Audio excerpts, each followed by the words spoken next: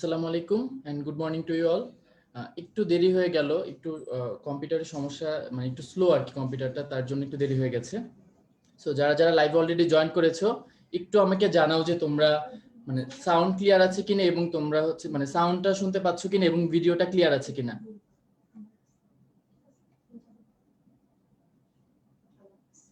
একটু আমাকে কমেন্ট করে জানাও যে সাউন্ড শুনতে পাচ্ছ কিনা ঠিক মতো এবং তোমার ভিডিওটা ক্লিয়ার আছে কিনা।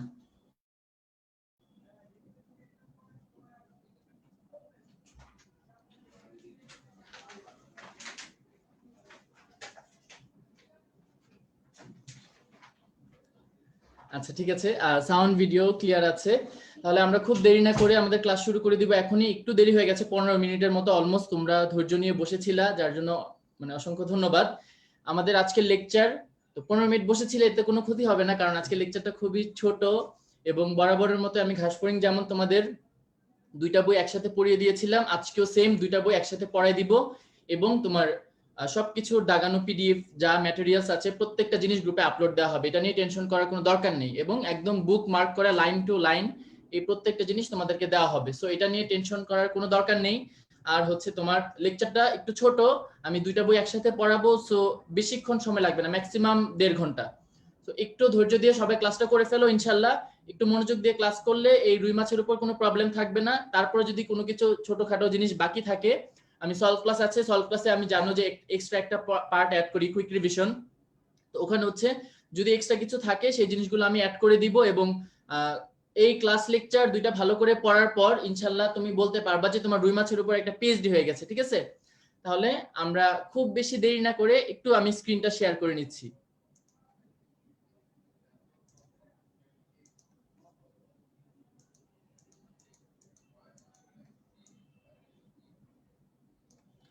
আচ্ছা, আমাদের আজকে লেকচার হচ্ছে রুই মাছ। রুই মাছ ফার্স্টে কি লিখে রেখেছি, ল্যাবিও রুইটা। তো তোমরা সবাই আশা করি জানো যে ল্যাবিও রুইটা কি। এটা রুই মাছের বৈজ্ঞানিক নাম, রুই মাছের বৈজ্ঞানিক নাম হচ্ছে ল্যাবিও রুইটা। আর আমার পরিচয় বলতে অলরেডি ফেসবুক লাইভে আসছি, পরিচয় তো এমনি চলে আসছে। তো আমার নাম হচ্ছে হুসাইন মোহাম্মদ শাকিল। আমি ঢাকা মেডিকেল কলেজে আছি এখন, মানে K74 ব্যাচ, অর্থাৎ 5th ইয়ারে আর কি। এই যে তোমাদের মতো আমার অনলাইন ক্লাস শুরু হলো 2 দিন আগে, এখন আমিও অফিসিয়ালি 5th ইয়ার আর কি। আগের বার বলছিলাম যে ঝুলে আছি তোমাদের মতো, এখন ঝুলে নাই, এখন 5th ইয়ারের ক্লাস চলতেছে। তার মানে বলা যায় যে 5th ইয়ারে উঠে গেছি, ঠিক আছে? নেক্সট তুমি খেয়াল করো, তাহলে আমরা খুব দেরি না করে আমাদের মূল ক্লাসে চলে যাই। তোমার ফার্স্ট যে কথাটা, রুই মাছ পড়তেছি। এখন আমি বলতেছি যে রুই মাছ পড়তে হবে। এখন রুই মাছ কেন পড়তে হবে, রুই মাছ কেন পড়তে হবে, তাই না? তাহলে রুই মাছ চ্যাপ্টারটা সিলেবাসে আসে 2014 সালে। 14তে কোনো প্রশ্ন হয়নি, বাট 15 থেকে কন্টিনিউয়াসলি প্রতি বছর একটা করে প্রশ্ন হয়েছে। 15, 16, 17, 18, 19 এই 5 বছর 5টা প্রশ্ন। আর ডেন্টাল ভর্তি পরীক্ষায় একটা প্রশ্ন এসেছে। সো বুঝতেই পারছো ছোট একটা চ্যাপ্টার, এবং রুই মাছকে আমি খুব কিউট চ্যাপ্টার বলি। তার চেয়ে বড় কথা, এখানে সবাই রুই মাছ খাইছে। রুই মাছ খাইছে মানে তো রুই মাছের পর অলরেডি শেষ, তুমি জানো রুই মাছের কি কি আছে। তারপরে আমরা শর্ট করে একটু দেখবো। তো আদারওয়াইজ তোমার এই চ্যাপ্টার থেকে যে প্রশ্নগুলো এসেছে প্রতি বছরই তোমার একটা করে প্রশ্ন আসে। ছোট একটা চ্যাপ্টার, অল্প পড়াতে তুমি একটা প্রশ্ন পাচ্ছ। একটা প্রশ্ন মানে কিন্তু অনেক কিছু, সো এটা ভুল করা যাবে না। তো আমি আশা করবো আজকের ক্লাস করার পরে তোমরা যদি ভালো করে ক্লাসটা করো ইনশাল্লাহ কারো কোনো প্রকার সমস্যা হবে না রুই মাছে। তারপর যদি কোনো সমস্যা থাকে তোমাদের জন্য গ্রুপের কমেন্ট সেকশন ওপেন আছে, সেখানে আমি অলওয়েজ আনসার দেই এবং আজকেও দিব, কোনো সমস্যা নেই। সো তোমরা কমেন্ট সেকশনে তোমাদের যে কোনো question, you are most welcome, তুমি ইনভাইটেড এই কোশ্চেন করার জন্য। তুমি যে কোনো কোশ্চেন থ্রো করতে পারো। এখন রুই মাছ তুমি টপিক দেখেই বুঝতে পারছো যে সবচেয়ে ইম্পর্টেন্ট কি। সবচেয়ে ইম্পর্টেন্ট হচ্ছে রুই মাছের আইস। 3টা প্রশ্ন এসেছে, খেয়াল করো। 2015, 2016, আরেকটা মেবি লাস্ট ইয়ার 2019 এর প্রশ্ন এসেছে। তার মানে বুঝতেই পারছো ছোট্ট একটা টপিক আইস, এই ছোট্ট একটা প্যারা থেকে কত কিছু এসেছে। আর কমেন্ট সেকশনের ব্যাপারে, তোমাদের কমেন্ট সেকশনে তো মানে যুদ্ধ অলরেডি শুরু হয়ে গেছে। এই কমেন্ট সেকশনে এগুলো বন্ধ করতে হবে, নাহলে কিন্তু কপালে ব্লক ছাড়া আর কিছু না। এখন ব্লক খাইলে তো আর ক্লাস করতে পারবা না। ক্লাস না করলেই বিপদ। একটা খুব একটা কঠিন সময়ের মধ্যে দিয়ে যাচ্ছ। এইচএসসি তো পার করে গেল, আগের বার হচ্ছে তোমরাও ঝুলেছিলে না? হ্যাঁ, আগের বার তোমরাও ঝুলেছিলে তখন। সো এইচএসসি পার হয়ে গেছে, এখন শুধুমাত্র অ্যাডমিশনে ফোকাস করতে হবে।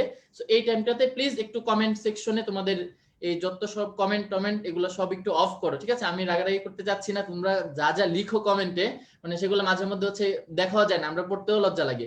তো একটু কমেন্ট সেকশনটা, জনি ভাইয়ের পোস্ট, জনি ভাই যে পোস্টটা দিছিল ওইটার কথা মনে করে হলো একটু কমেন্ট সেকশনে একটু সোবার থাকো।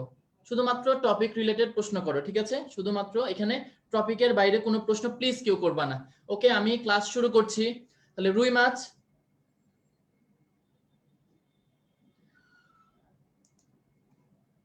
আমরা ফার্স্ট যে ওয়ার্ডটা পড়বো, তোমাদের সবাই একটু বইটা খোলো এবং স্ক্রিনে দেখো। যদি তোমাদের নতুন বই আমি দাগিয়ে নিয়ে এসেছি, তো নতুন বই আর পুরাতন বইয়ে কোনো পার্থক্য নাই তেমন রুই মাছে, একটা জিনিসে খালি পার্থক্য। সো তোমরা স্ক্রিনে দেখলেও পারো, আর তোমাদের বই দাগানোর ব্যাপার, ক্লাসের পরে তোমরা বই দাগাইতে পারবা, এই যে এক্সট্রা কথাগুলো সব লিখে নিতে পারবা, সবকিছু আপলোড দিয়ে দেওয়া হবে। এখন জাস্ট মনোযোগ দিয়ে ক্লাসটা করো, ক্লাসের পড়াগুলো শুনো, আর কোনো কিছু করার দরকার নেই। তাহলে খেয়াল করো, আমরা আমাদের পড়াটা শুরু করি। কি আছে? Major carp, minor carp. কি এটা? রুই মাছ, রুই মাছকে কার্প জাতীয় মাছ বলা হয়, তাই না? তাহলে রুই মাছকে বলা হয় কার্প জাতীয় মাছ। কেন? রুই মাছের বডির মধ্যে কি থাকে? মাথায় কোনো আইস থাকে না, কিন্তু সারা বডিতে সাইক্লোয়েড আইস থাকে এবং তাদের বডির মধ্যে বায়োথলি বা পটকা পাওয়া যায়। এই জন্য রুই মাছকে বলা হয় কার্প জাতীয় মাছ। আমরা সামনে পড়বো এটা। এখন কার্প জাতীয় মাছকে দুইটা ভাগে ভাগ করেছে, একটা হচ্ছে মেজর কার্প আর একটা হচ্ছে মাইনর কার্প। কারা মেজর কার্প? একটা ক্রাইটেরিয়া দেওয়া দেখো, যাদের ওজন পরিণত বয়সে ইউজুয়ালি 1.5 কেজির বেশি এবং দৈর্ঘ্য হচ্ছে 100 সেন্টিমিটারের বেশি, অর্থাৎ 100 সেন্টিমিটার মানে কি তোমার 1 মিটার। তাহলে এই কথাটা খেয়াল রাখবা, মেজর কার্প যাদের ওজন 1.5 কেজির বেশি এবং দৈর্ঘ্য হচ্ছে 100 সেন্টিমিটারের বেশি, সেগুলোকে বলা হয় মেজর কার্প। আর বাদ বাকি ছোটখাটো যা আছে সব কি মাইনর কার্প। কি পড়তে হবে তোমার? উদাহরণগুলো। এখন মেজর কার্পগুলো খেয়াল করো, কি কি আছে? রুই, কাতলা, মৃগেল এবং কালীবাউস। আর তোমার মাইনর কার্প কি আছে? বাটা এবং ঘনিয়া।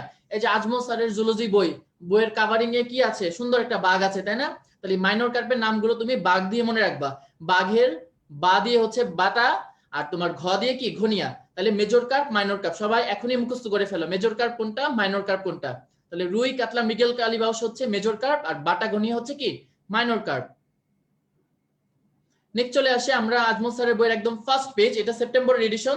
সো এটা নিয়ে তোমাদের টেনশন করার কোনো দরকার নাই, ঠিক আছে? এই যা যা আছে সবকিছু তোমাদের পিডিএফ আপলোড দিয়ে দেওয়া হবে। সো রুই মাছে খেয়াল করে, যে আমি ফার্স্টে বলেছি রুই মাছ কি মেজর কার্প, একটু আগে বললাম একটা কার্প জাতীয় মাছ, কার্পের মধ্যে কি মেজর কার্প। কেন মেজর কার্প? সে ইউজুয়ালি তার লেংথ হয় 100 সেন্টিমিটারের বেশি এবং রুই মাছের কি হয়? ওজনটা 1.5 কেজির বেশি হয়। এই যে কাদের কার্প জাতীয় মাছ বলা হয় সেটাও তোমাদের বলা হয়ে গেছে। দেখো, মিঠা পানির যেসব মাছে মাথায় আইস থাকে না কিন্তু সারা দেহ সাইক্লোয়েড আইসে আবৃত এবং তাদের দেহ গহ্বরে পটকা থাকে বা বায়ুথলি, তাদেরকে বলা হয় কার্প জাতীয় মাছ। তাহলে জাস্ট এটা র্যান্ডম একটু পড়ে নিবা, তোমার বেসিক ইনফরমেশন হচ্ছে ওই যে মেজর, মাইনর কার্প। তারপরে নেক্সট দেখো একটা কথা বলা, হালদা নদীর রুইয়ের রেণু পোনা বা ডিম পোনা, এটা কয়দিন বয়সের পোনা? 4 দিন বয়স। এটাতে আমি লাস্টে আসবো, ঠিক আছে? এটা একটু ঝামেলা আছে, তাহলে জাস্ট এই লাইনটা খেয়াল রাখো। হালদা নদীর রুইয়ের পোনা মানে যেটা রেণু পোনা বা ডিম পোনা, সেটার বয়স কত? 4 দিন।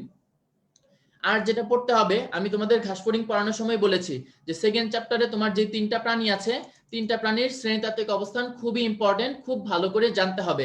এখন রুই মাছ, তার মধ্যে সবচেয়ে ইম্পর্টেন্ট কিন্তু রুই মাছই। তাহলে রুই মাছ কোন ধরনের? রুই মাছ তো খাইছো, তার মানে এটা কাটা আছে, জানো না তো? ভেজিটেরিয়ান হলে সেটা তো কোনো কথা নাই, ঠিক আছে?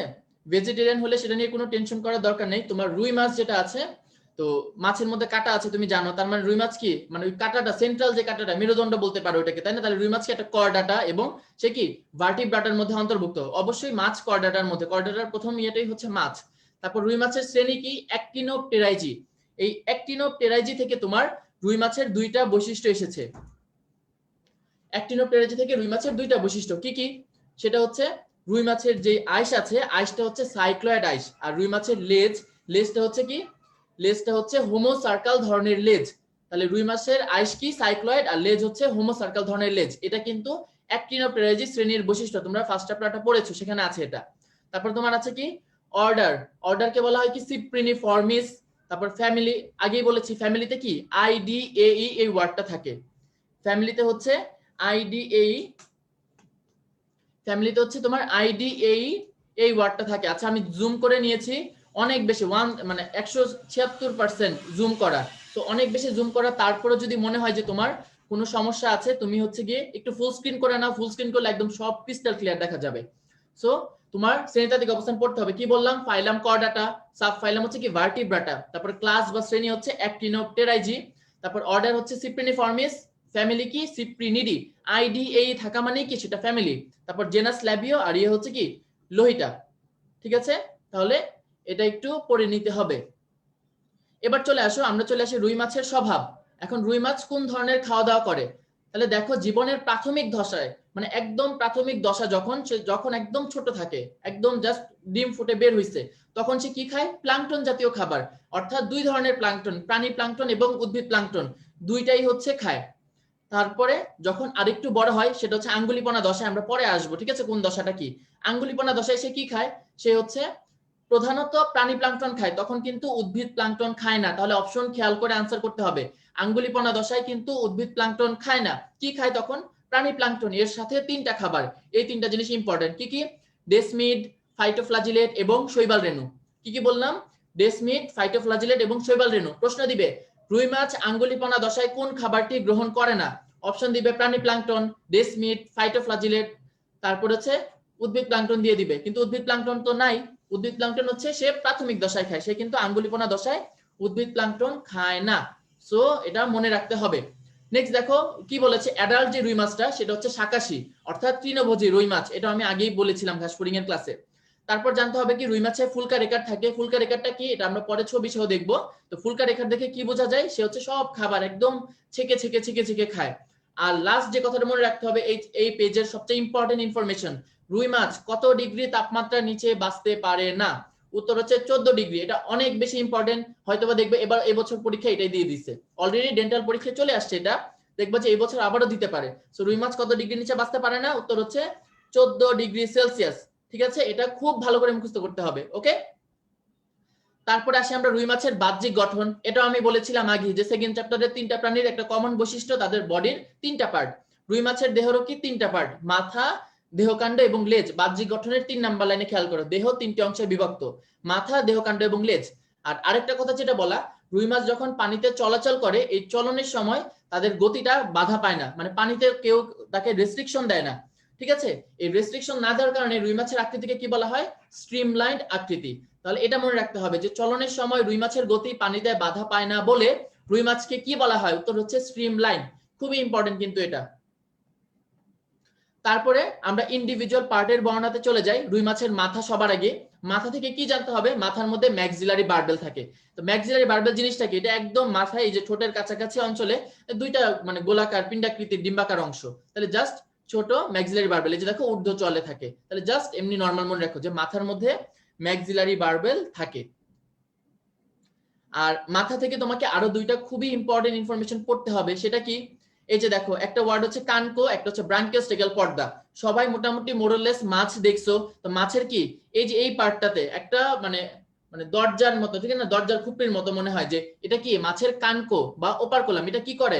তার সম্পূর্ণ ফুলকা প্রকোষ্ঠ। এই কানকোটা যখন উঠাবা, নেক্সট যেদিন বাসায় মাছ আনবে, এই কানকোটা উঠায় দেখবা, দেখবা যে ভিতরে কি লাল লাল সুতার মতো দেখা যাচ্ছে, ওগুলো কি ফুলকা।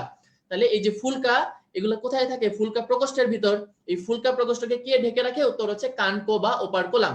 আর তোমার এই যে কানকোটা যখন উপরে উঠাই, তুমি বাসায় মাছ আনলে দেখবা কানকোটা উপরে উঠাইলে দেখবা একটা পাতলা পর্দা আছে, একটু স্বচ্ছ একটু অস্বচ্ছ, মানে সেমি পারমিয়েবল বলতে পারো। তো এই পর্দাটাকে বলা হয় ব্রাঙ্কিওস্টেগাল পর্দা। এই ব্রাঙ্কিওস্টেগাল পর্দাটা কি করে?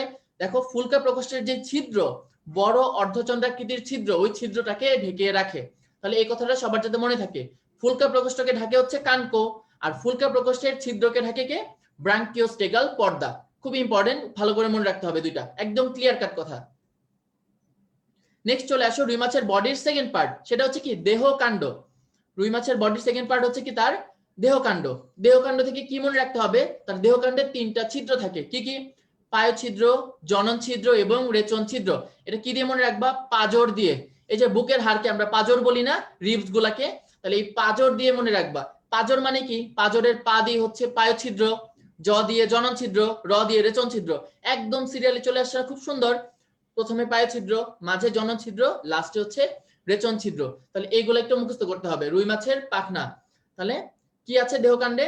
3টা ছিদ্র, পায়ু, জনন এবং রেচন ছিদ্র। তাহলে পাজরে বা পাজর যেটা দিয়ে মুখস্থ রাখো, কোনো সমস্যা নেই। নেক্সট আছে তোমার রুই মাছের দেহকাণ্ডে কি পাওয়া যায়? পাখনা পাওয়া যায়। মূলত সবগুলা পাখনাই দেহকাণ্ডে থাকে, একটা বাদে। কোনটা? পুচ্ছ পাখনা, কারণ ওটার নামই হচ্ছে পুচ্ছ। পুচ্ছ মানে হচ্ছে লেজ, ওটা লেজে থাকে। আদারওয়াইজ বাকি 4টা পাখনাই কোথায় থাকে? তার দেহকাণ্ডে। তাহলে মাছের পাখনা কি? মাছ যে চলাচল করে পানিতে, কি দিয়ে চলবে? আমাদের তো হাত পা আছে, আমরা পা দিয়ে হাঁটি, কিন্তু ওদের কি? ওদের হচ্ছে এই পাখনা আছে, এই পাখনা দিয়ে সে চলাচল করে। তাহলে মাছের চলনাঙ্গকে বলা হয় পাখনা। আর ওই যে সেম বাসার মধ্যে মাছ আনলে এগুলো এক্সপেরিমেন্ট করে দেখবা, আবার নেক্সট যেদিন মাছ আনবে প্রতিদিন তো আনে বা মোরলেস সপ্তাহে তো একবার তো আনি, তাহলে মাছের পাখনাগুলো দেখবা কি হয়, মানে যে ঝাড়ুর শলা আছে না, ওই ঝাড়ুর শলার মতো দেখবা যে একটা পাতলা পর্দা আছে, ওই পর্দার মধ্যে ঝাড়ুর শলার মতো দেখা যায়, মানে যে একদম নারকেলের ইয়ার ঝাড়ু, ওই বাসাবাড়ির ওই ঝাড়ু না কিন্তু বিছানার ঝাড়ু, যে ওই সূক্ষ্ম শলাকার অন্তকঙ্কালকে কি বলে, এগুলোকে বলে পাখনা রশ্মি। এখন রুই মাছ কয় ধরনের পাখনা আছে মনে রাখতে হবে, উত্তর হচ্ছে 5 ধরনের। একদম ক্লিয়ার কাট দুইটা কথা, রুই মাছে কয় ধরনের পাখনা আছে বললে উত্তর হবে 5 ধরনের, কিন্তু টোটাল পাখনা কয়টা, উত্তর হবে কি 7 ধরনের পাখনা। এখন এই 5 ধরনের পাখনার মধ্যে কি আছে, এই 5টার মধ্যে তুমি জাস্ট একটা ওয়ার্ড মনে রাখো, পুচ্ছ পাখনা চলাচল, অর্থাৎ যে লেজটা হচ্ছে মূলত এই যে লেজ কি পায়ের সমতুল, তাহলে এই লেজটা হচ্ছে চলাচলে সহায়তা করে, আর বাকি সবগুলো হচ্ছে পানির মধ্যে তার ভারসাম্য নিয়ন্ত্রণ করে। এই যে চলতেছে, মাছ তো ডুবে না কখনো, সুন্দর করে সাঁতার কাটতেছে, এটার কারণ কি, সে এই ভারসাম্য রক্ষা করতেছে, বাকিগুলো পাখনা।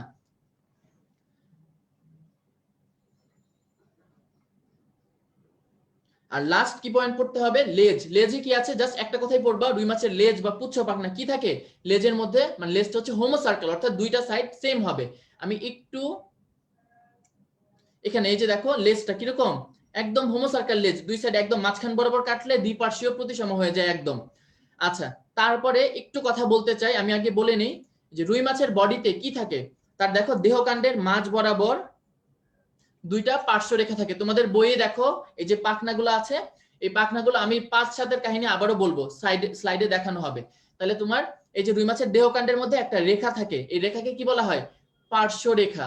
ঠিক আছে, দেহকাণ্ডে কি থাকে, পার্শ্ব রেখা। এই পার্শ্ব রেখা হচ্ছে তোমার, একটু পার্শ্ব রেখার ডিটেইলস পড়তে হবে, ডিটেইলসে আমি একটু আসি।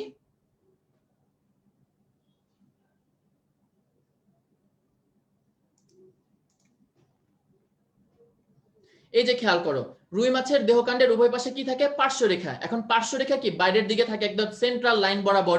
তোমার পার্শ্ব রেখার যে বাইরের দিকে কি থাকে 41 থেকে 42টা আইস। তুমি সুন্দর মাছটা দেখলে বুঝতেছো মাছের বাইরের দিকে কি সমস্ত বডিটা আইস দ্বারা আবৃত। তাহলে এই পার্শ্ব রেখার বাইরের দিকে কি থাকে, এই পাশে মানে বডির তো দুইটা সারফেস, ভেন্ট্রাল আর হচ্ছে কি ডরসাল সারফেস, তাহলে অঙ্কীয় আর পৃষ্ঠীয়, তাহলে দুই সারফেস থেকে প্রত্যেক সারফেসের যে পার্শ্ব রেখা প্রত্যেকটাতে 41 থেকে 42টা আইস থাকে। ক্লিয়ার? আর এটার ভিতরের দিকে মানে বডির স্কিন বা আইসের নিচের দিকে কি থাকে, নিউরোমাস্ট। এই নিউরোমাস্ট কি, নিউরোমাস্ট হচ্ছে সংবেদী অঙ্গ, তাহলে এই ওয়ার্ডটা খেয়াল রাখতে হবে। ভিতরের দিকে কি থাকে, নিউরোমাস্ট, নিউরোমাস্টকে বলা হয় সংবেদী অঙ্গ। তাহলে রুই মাছের সংবেদী অঙ্গ কোনটা, উত্তর হচ্ছে নিউরোমাস্ট। নিউরোমাস্টের কাজ কি, 3টা কাজ, পানির রাসায়নিক গুণাগুণ, চাপ এবং গতি নির্ণয়। কি বললাম, পানির রাসায়নিক গুণাগুণ, চাপ এবং গতি নির্ণয়। তাহলে এই কথাটা কিন্তু পার্শ্বরেখা থেকে মুখস্থ করতে হবে, এটা আলিম স্যারের বইয়ের ইনফরমেশন। এবার আমরা চলে আসি রুই মাছের এই জায়গাটা আমরা স্কিপ করে গিয়েছি, যে রুই মাছের পাখনা একটু ডিটেইলস পড়তে হবে। অ্যাকচুয়ালি আলিম স্যারের বইয়ে টোটাল ডিটেইলস আছে, আমি একটা টেবিল বা স্লাইড বানিয়েছি, এটা কম্পেনিয়ন বুকে তোমাদের এটা কম্পেনিয়ন বুকে আছে। তো তোমার হচ্ছে কি এই স্লাইডটা থেকে তুমি কি করবা, প্রত্যেকটা জিনিস ওইভাবে পড়ে নিবা, এটা কম্পেনিয়ন বুক থেকেও পড়তে পারবা। তাহলে এই যে আমি ওই জায়গায় যাওয়ার আগে একটু দেখাই ছবিতে, এই যে রুই মাছের পাখনাগুলা খেয়াল করো, টোটাল কি আছে, 5 ধরনের পাখনা, কিন্তু টোটাল পাখনা হচ্ছে 60টা। ঠিক আছে, আমি আবারও রিপিট করছি, যদি বলে কয় ধরনের পাখনা উত্তর হবে 5, কিন্তু যদি বলে কয়টি, টি বললেই হচ্ছে তুমি উত্তর দিবা 7টি পাখনা। তাহলে এই কথাটা যাতে সবার খেয়াল থাকে। আচ্ছা, নেক্সট তুমি দেখো, এই যে আমি বলছিলাম যে অবস্থানগুলো দেখাবো, তাহলে রুই মাছের পাখনাগুলো খেয়াল করো, একদম এটা কি রুই মাছের দেহকাণ্ড, বডির 3টা পার্ট, এটা লেজ, এটা মাথা, আর এটা হচ্ছে কি দেহকাণ্ড। তাহলে এই যে দেহকাণ্ডতে খেয়াল করো, তুমি যদি এদিক থেকে মাপো, ঠিক আছে, একদম স্কেল দিয়ে মাপলে কি হবে, দেহকাণ্ডের একদম মাঝ বরাবর একটা পাখনা থাকে। কোন পাখনা এটা, পৃষ্ঠ পাখনা। তাহলে দেহকাণ্ডের মাঝ বরাবর কোন পাখনা থাকে, পৃষ্ঠ পাখনা। তারপরে তোমার কি আছে, এই যে খেয়াল করো এটা কি কানকো, একদম কানকোর ঠিক পিছনে, কানকোর ঠিক ইমিডিয়েট পাশে কি থাকে, বক্ষ পাখনা। বক্ষ পাখনা দুইটা থাকে, একটা দেখা যাচ্ছে, আরেকটা হচ্ছে ওই পাশে থাকে, সো এটা 3D ছবি না, এই জন্য দেখা যাবে না। তারপর তোমার আছে কি বক্ষ পাখনার পিছনে শ্রোণী পাখনা, আর বাকি যে দুইটা পাখনা এগুলা কি নাম পায়ু পাখনা, এটা থাকে পায়ুতে। তারপরে পুচ্ছ পাখনা, এটা কই থাকে, লেজে থাকে। তাহলে মূলত 3টার অবস্থান মুখস্থ করতে হবে। এবার আমরা একটু মূল স্লাইডে চলে আসি, যে কোথা থেকে পড়বা এই জিনিসটা।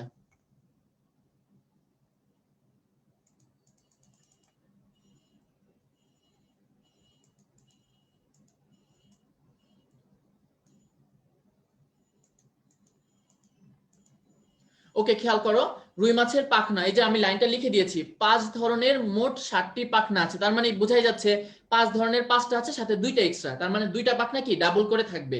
কোনগুলা সেগুলা? এই যে দেখো, পযুক্ত মানে অযুগ্ম কথাটা আমি লিখেছি। পযুক্ত মানে অযুগ্ম মানে কি? এই যে দেখো তোমার পাখনাগুলা, পৃষ্ঠ পাখনা, তারপর তোমার পায়ু পাখনা আর পুচ্ছ পাখনা, এই তিনটা কি? এই তিনটা পাখনা প দিয়ে না, তাহলে এই তিনটা পাখনা কয়টা করে থাকবে? উত্তর হচ্ছে এই তিনটা পাখনা থাকে হচ্ছে একটা করে। আর বাকি যে 2টা পাখনা, এই যে বক্ষ আর শ্রোণী, এই 2টা ওয়ার্ডে কি প আছে? প নাই, তাহলে এগুলো হচ্ছে ডাবল করে থাকে। ওকে, তারপরে পাখনা রশ্মি সংখ্যাগুলো মুখস্থ করতে হবে। তোমার বাম সাইডে যেগুলো আছে এগুলো হচ্ছে আজমল স্যারের বইয়ের, আর আলিম স্যারের বইয়ে সেম ইনফরমেশনই দেওয়া, জাস্ট একটু 19-20। কেমন? যেমন পাখনা রশ্মি পৃষ্ঠ পাখনা আজমল স্যারের বলা 14 থেকে 16, কিন্তু আলিম স্যারে কি বলা? 15 থেকে 16। ঠিক আছে, সংখ্যাগুলো পড়তে হবে তোমার, ফার্স্ট যে পার্টটা বাহ্যিক অঙ্গ সংস্থানটা পড়তে হবে সংখ্যাগুলো, এবং ডেইলি এক্সামের জন্য তো অবশ্যই পড়তে হবে, রেগুলার এক্সামের জন্য মাস্ট। তাহলে তোমার পাখনা রশ্মি কি আছে? 14 থেকে 16টা এখনই মুখস্থ করে নাও। তাহলে পৃষ্ঠ পাখনা থেকে 14 থেকে 16, আলিম স্যারের বই কি বলেছে? 15 থেকে 16, তাহলে এই 15 থেকে 16 কি 14 থেকে 16 এর মাঝখানেই পড়তেছে। তারপরে বক্ষ পাখনা আজমল স্যারের বই 17 থেকে 18, আর আলিম স্যারের বই কি বলা? উত্তর হচ্ছে 16 থেকে 17, কাছাকাছি নাম্বার কিন্তু। তারপর শ্রোণী পাখনা দুই বই বলা 9টা থাকে, মানে পাখনা রশ্মি।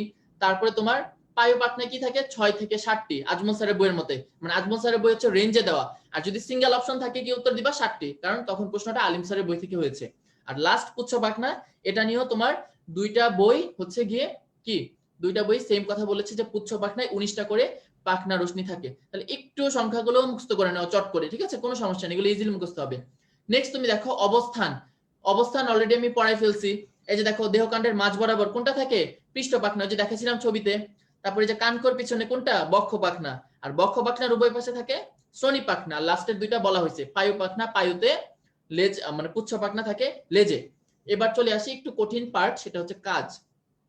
তাহলে কাজগুলো কিন্তু খুব ভালো করে তোমাকে মুখস্থ করতে হবে। তাহলে কাজগুলোতে একটু দেখো, এখানে আমি খুব বেশি কিছু বলবো না, এগুলো তো ম্যাক্সিমামই মুখস্থ করার জিনিস। 2-1টা জিনিস আছে একটু শব্দের পার্থক্য, যেমন কাজের মধ্যে সবচেয়ে ইম্পর্টেন্ট কাজ, দেখো আমি হাইলাইট করে লিখে রেখেছি, বোল্ড করে লিখা, প্রধান চলন অঙ্গ হিসেবে কাজ করে। একটু আগেও বলেছিলাম যে রুই মাছের যে পাখনা আছে 5টা, তার মধ্যে কি হয়? 4টা হচ্ছে ভারসাম্য রক্ষা করে, শুধুমাত্র একটা পাখনা হচ্ছে তার কি চলনে সহায়তা করে, এটাকে বলে চলন অঙ্গ। তাহলে সেই পাখনাটা কোনটা? পুচ্ছ পাখনা। ওকে, আর এখান থেকে তুমি অবশ্যই কাজগুলো পড়বা। 2টা জিনিস আছে একটু কাছাকাছি, দেখো পৃষ্ঠ পাখনার 2 নাম্বার কাজ হঠাৎ ঘুরতে বা থেমে যেতে সাহায্য করে, আর তোমার শ্রোণী পাখনাতে কি বলা? দ্রুত ঘুরতেও থামতে সাহায্য করে। তাহলে 2টা একদম কাছাকাছি ইনফরমেশন না? কি দিয়ে মনে রাখবা? দেখো এখানে কি বলছে? হঠাৎ। তাহলে হঠাৎ ঘোরা মানে কি? ঠ আছে, এটা কি পৃষ্ঠতে ঠ আছে না?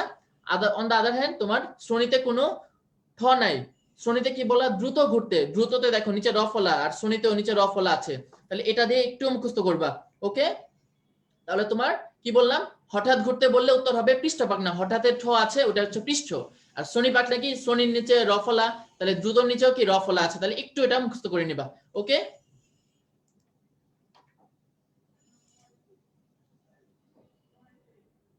এবার চলে আসি আমরা রুই মাছের আইস।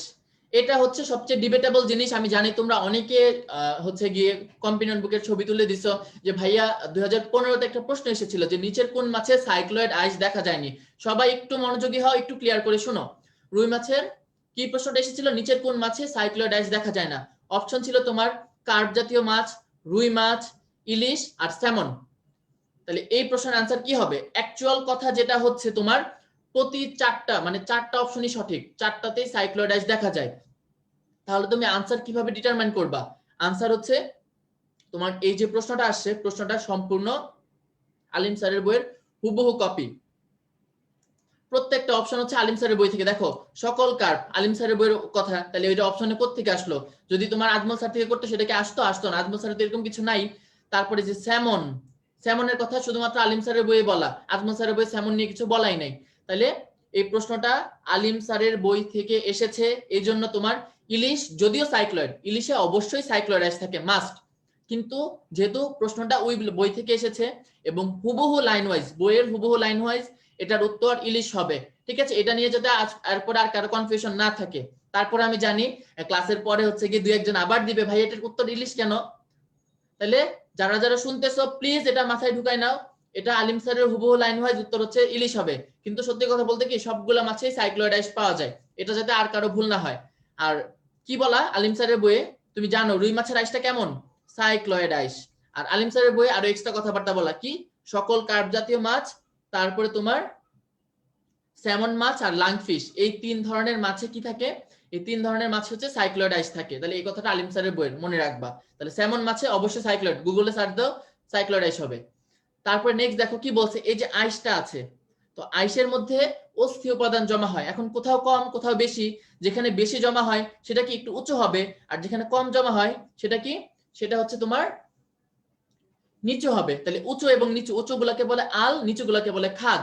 কি পড়তে হবে তোমার, এই যে উঁচু আলগুলা আছে, এই উঁচু আলগুলাকে কি বলা হয়, সার্কুলাস বা বৃদ্ধি রেখা। এগুলা দ্বারা কি করা যায়, নামই বলছে বৃদ্ধি রেখা, তার মানে মাছের বৃদ্ধি নির্ণয় করা যায় এটা দিয়ে। তাহলে সার্কুলাস বা বৃদ্ধি রেখা কাজ কি, এটা দিয়ে মাছের বৃদ্ধি নির্ণয় করা যায়। এবং একটা ইম্পর্টেন্ট প্রশ্ন আমার বছর এসেছিল 2016 সালে, যে রুই মাছের আইসের বৃদ্ধি কখন ভালো দেখা যায়। এই সাইক্লোয়েড আইস কিন্তু লাস্ট ইয়ারের প্রশ্ন। রুই মাছের আইসের বৃদ্ধি ভালো দেখা যায় বসন্ত এবং গ্রীষ্মকাল। এখন এটা কেন বলতেছি, কারণ মাছের ক্ষেত্রে যেটা হয় যে মাছ বললে মানে আবেগের তাড়নায়, যে বর্ষাকালে তো বড় বড় মাছ পাওয়া যায়, এই যে নদী সব জায়গার মধ্যে তোমার বর্ষাকালে কি বড় বড় মাছ পাওয়া যায়, তার মানে সবাই ভাববে যে মাছ মনে বর্ষাকালে বড় হয়, কিন্তু না। মাছের আইসের বৃদ্ধি বা বয়স মানে বৃদ্ধিটা তার কখন ভালো দেখা যায়, উত্তর হচ্ছে বসন্তকাল এবং গ্রীষ্মকাল। কেউ আবেগের তাড়নায় বর্ষাকাল তাকাবে না প্লিজ, এটা সবার প্রতি রিকোয়েস্ট, একটু ভালো করে মনে রাখো বসন্ত গ্রীষ্ম, কোনো বর্ষাকাল নাই, এটা যাতে সবার মাথায় থাকে। নেক্সট দেখো তোমার কিছু এক্সট্রা ইনফরমেশন কোথা থেকে, আলিম স্যার থেকে। কি বলেছে, প্রধান প্রতিরক্ষাকারী অঙ্গ, খুবই স্বাভাবিক, আমাদের স্কিন, এই যে আমাদের বডির যে ইন্টারনাল জিনিসগুলো আছে, আমাদের বডিকে ইনফেকশন থেকে কারা রক্ষা করতেছে, স্কিন। আমাদের বডি পার্টগুলো যদি ওপেন থাকতো, তার মানে বুঝতেছো কত রকমের ধুলাবালি জমে ইনফেকশন হইতো, এটা কে প্রতিবন্ধকতা করতেছে, উত্তর হচ্ছে, উত্তর কি, উত্তর হচ্ছে তোমার স্কিন। তাহলে এই যে স্কিন প্রতিবন্ধকতা তৈরি করতেছে, ওদের ক্ষেত্রে ওদের স্কিন কি, ওদের আইস হচ্ছে ওদের ক্ষেত্রে ওদের স্কিন। তাহলে আইস কি, মাছের প্রধান প্রতিরক্ষাকারী অঙ্গ, খুব ক্লিয়ার। তারপরে আইসগুলো কোথা থেকে সৃষ্টি হয়, ত্বকের ডার্মাল স্তর, ইপিডার্মাল না, হাইপোডার্মাল না, এন্ডোডার্মাল না, ওয়ার্ডটা কি ডার্মাল, তাহলে খেয়াল রাখবা ডার্মাল স্তর থেকে উৎপন্ন। তারপর রাসায়নিক গঠন কি দিয়ে, আইস হচ্ছে চুন এবং কোলাজেন তন্তু দিয়ে, তন্তু ওয়ার্ডটা আমি লিখতে মিস করে গেছি। তাহলে রাসায়নিক গঠন কি চুন এবং কোলাজেন তন্তু, সবকিছু কম্পেনিয়ন বুকে আছে, এভরিথিং। তারপরে কালারটা হচ্ছে রূপালী বর্ণ, ইম্পর্টেন্ট না। তারপরে তোমার কি আছে, ফোকাস বা নিউক্লিয়াস। ফোকাস বা নিউক্লিয়াস কি, এটা আইসের কেন্দ্রকেই বলা হয় ফোকাস বা নিউক্লিয়াস।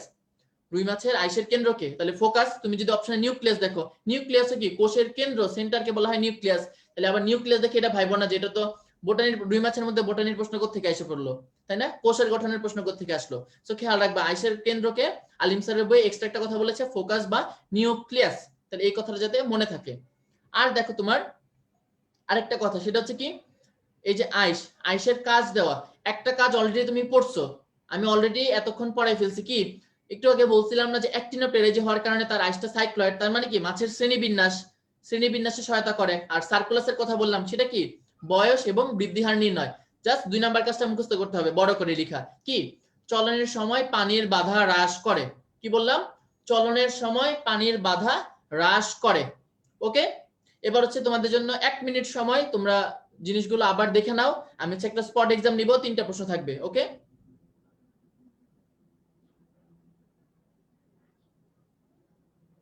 ওকে 1 মিনিট সময় দিচ্ছি, আমি এরপর একটা স্পট এক্সামের কোশ্চেন থ্রো করব, 3টা প্রশ্ন থাকবে।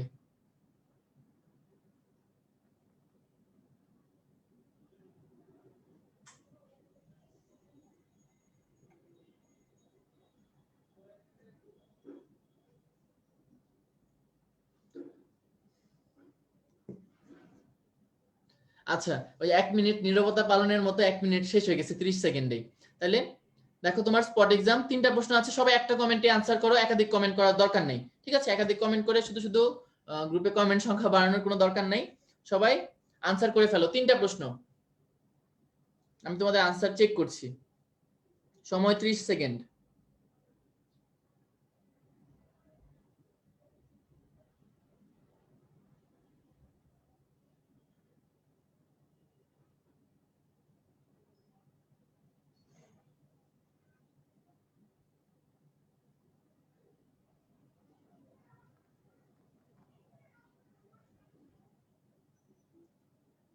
আচ্ছা, একজন বলতেছে এত সুন্দর করে দেওয়া নাই কম্পিনেন্ট বুকে। আমি এগুলো কোত্থেকে উঠাইছি? আমি নিজে এই কম্পিনেন্ট বুকের এই লেকচারটা আমি রেডি করছি, ওখানে যা আছে তাই কিন্তু তোমার লেকচারে দেওয়া। তো একটু দেখে শুনে কথা বলবো, ঠিক আছে? তুমি একটু বইটা দেখো, বইয়ের মধ্যে সবকিছুই কিন্তু আছে। তুমি শুধু শুধু মানে অ্যালিগেশন লাগাচ্ছ নাই, এটা অবশ্যই আছে। আচ্ছা ঠিক আছে, আনসার কি? মাইনর কার্ভ কোনটি? মাইনর কার্ভ হচ্ছে ঘনিয়া, কারণ তোমার বাঘ যেগুলো ছিল বাটা ঘনিয়া হচ্ছে মাইনর কার্ভ। তারপর তোমার কি দেওয়া আছে? রুই মাছের দেহে কয়টি পাখনা থাকে? উত্তর কি? 7টি পাখনা। সবাই মোটামুটি আনসার পেরেছো। আর 3 নাম্বার কি আছে? রুই মাছের বয়স নির্ণয় করা হয় কি দেখে? উত্তর হচ্ছে সার্কুলাস বা বৃদ্ধি রেখা দেখে। তাহলে যদি বলতাম আমি রুই মাছের কয় ধরনের পাখনা থাকে, উত্তর কি হতো? 5। সো কথাটা খেয়াল করবা। ওকে, নেক্সট চলে আসো, রুই মাছের রক্ত সংবহন তন্ত্র কি জানতে হবে? রুই মাছের যে কোনো প্রাণীর রক্তই কি দুইটা অংশ, রক্তরস এবং রক্তকণিকা। রুই মাছের যে রক্তকণিকা থাকে সেটা কি দুই ধরনের, একটা হচ্ছে লোহিত রক্তকণিকা আর একটা হচ্ছে শ্বেত রক্তকণিকা। এখন এক্সেপশন যেটা, নরমালি মানুষের ক্ষেত্রে কি হয়, লোহিত রক্তকণিকার নিউক্লিয়াস থাকে না, বাট ওর ক্ষেত্রে দেখো লোহিত রক্তকণিকার নিউক্লিয়াস যুক্ত। আমি যুক্ত দেখো স্টার মার্ক করে দিয়েছি। তাহলে লোহিত রক্তকণিকার নিউক্লিয়াস যুক্ত। আর শ্বেত রক্তকণিকা হচ্ছে অ্যামিবার মতো, আলিম স্যারের বইয়ে বলা শ্বেত রক্তকণিকার নিউক্লিয়াস থাকে না। তাহলে রুই মাছের কাহিনী কিন্তু পুরাই রিভার্স, লোহিত রক্তকণিকায় নিউক্লিয়াস থাকে, শ্বেত রক্তকণিকায় নিউক্লিয়াস থাকে না। নেক্সট তুমি দেখো, রুই মাছের রক্ত সংবহনতন্ত্র কি কি নিয়ে গঠিত? 4টা জিনিস: হৃৎপিণ্ড, ধমনী, শিরা এবং কৈশিক নালী। কি কি বললাম? হৃৎপিণ্ড, ধমনী, শিরা এবং কৈশিক নালী। তোমার হচ্ছে নাম্বার দিয়ে দেওয়া হয়েছে 1 2 3 4, তাহলে এটা মনে রাখতে হবে। প্রশ্ন দিবে নিচের কোনটি রুই মাছের রক্ত সংবহন তন্ত্রের অংশ নয়? তাহলে এই 3টা বাদে যা থাকবে সেটা উত্তর। নেক্সট দেখো, রুই মাছের হৃৎপিণ্ড, রুই মাছের হৃৎপিণ্ডের প্রকোষ্ঠ কয়টা? উত্তর হচ্ছে 2টা প্রকোষ্ঠ, একটা অ্যাট্রিয়াম একটা ভেন্ট্রিকল, আর হচ্ছে তার একটা উপর প্রকোষ্ঠ থাকে, সেটা কি? সেটা হচ্ছে সাইনাস ভেনোসাস। তাহলে রুই মাছের হৃৎপিণ্ডের উপর প্রকোষ্ঠকে কি বলা হয়? উত্তর হচ্ছে সাইনাস ভেনোসাস। একটু খেয়াল করো নিচে ইন্ডিভিজুয়াল ডেসক্রিপশন গুলা কি আছে। সাইনাস ভেনোসাস এটা হচ্ছে উপপ্রকোষ্ঠ। আরেকটা উপপ্রকোষ্ঠ আছে, নাম হচ্ছে কোনাস আর্টেরিওসাস, কিন্তু এটা রুই মাছে থাকে না। এটা কই থাকে? এটা থাকে হচ্ছে তোমার ব্যাঙে। মানে উভচরের হৃৎপিণ্ডের 3টা প্রকোষ্ঠ আর 2টা উপপ্রকোষ্ঠ থাকে, একটা সাইনাস ভেনোসাস একটা কোনাস আর্টেরিওসাস, কিন্তু রুই মাছে কিন্তু কোনাস আর্টেরিওসাস নাই। তোমার কি জানতে হবে? তোমার এখানে অ্যাট্রিয়াম, নরমালি আমরা কি চিন্তা করি, আমাদের মানুষের হৃৎপিণ্ডের ক্ষেত্রে ভেন্ট্রিকলটা বড় বলি না আমরা, কিন্তু মাছের ক্ষেত্রে কিন্তু উল্টা, মাছের অ্যাট্রিয়ামটা বড়। এই যে খেয়াল করো, একটু কাটা পড়েছে, তোমাদের সবার বইয়ের মধ্যে ফার্স্ট লাইনে আছে পাতলা প্রাচীর বিশিষ্ট বৃহত্তম প্রকোষ্ঠ। তাহলে রুই মাছের হৃৎপিণ্ডের বড় প্রকোষ্ঠ বা বৃহত্তম প্রকোষ্ঠ কোনটা? উত্তর হচ্ছে অ্যাট্রিয়াম, ভেন্ট্রিকল না। একদম ক্লিয়ার কাট কথাটা মনে রাখো প্লিজ, ঠিক আছে? নেক্সট আছে তোমার ভালভাস আর্টেরিওসাস। কি পড়তে হবে? এই যে আগে বলেছি রুই মাছের হৃৎপিণ্ডে কোনো কোনাস আর্টেরিওসাস নাই। আর ভালভাস আর্টেরিওসাস এটা কি? এটা হচ্ছে ভেন্ট্রাল অ্যাওর্টার স্ফীত গোড়া বা মূল। অর্থাৎ ভালভাস আর্টেরিওসাসটা ভেন্ট্রাল অ্যাওর্টার পার্ট, এটা কিন্তু হৃৎপিণ্ডের পার্ট না। তোমার একটা প্রশ্ন হয় যে নিচের কোনটি রুই মাছের হৃৎপিণ্ডের অংশ নয়? সাইনাস ভেনোসাস, অ্যাট্রিয়াম, ভেন্ট্রিকল এবং 4 নম্বর অপশন হিসেবে ভালভাস আর্টেরিওসাসই থাকবে। একদম ক্লিয়ার কাট কথা, শিওর ভালভাস আর্টেরিওসাস থাকবে। ক্ষেত্র বিশেষে কোনাস আর্টেরিওসাস থাকতে পারে, বাট ম্যাক্সিমাম কেসে তোমার ভালভাস আর্টেরিওসাস থাকবে। এবং সেটা কি?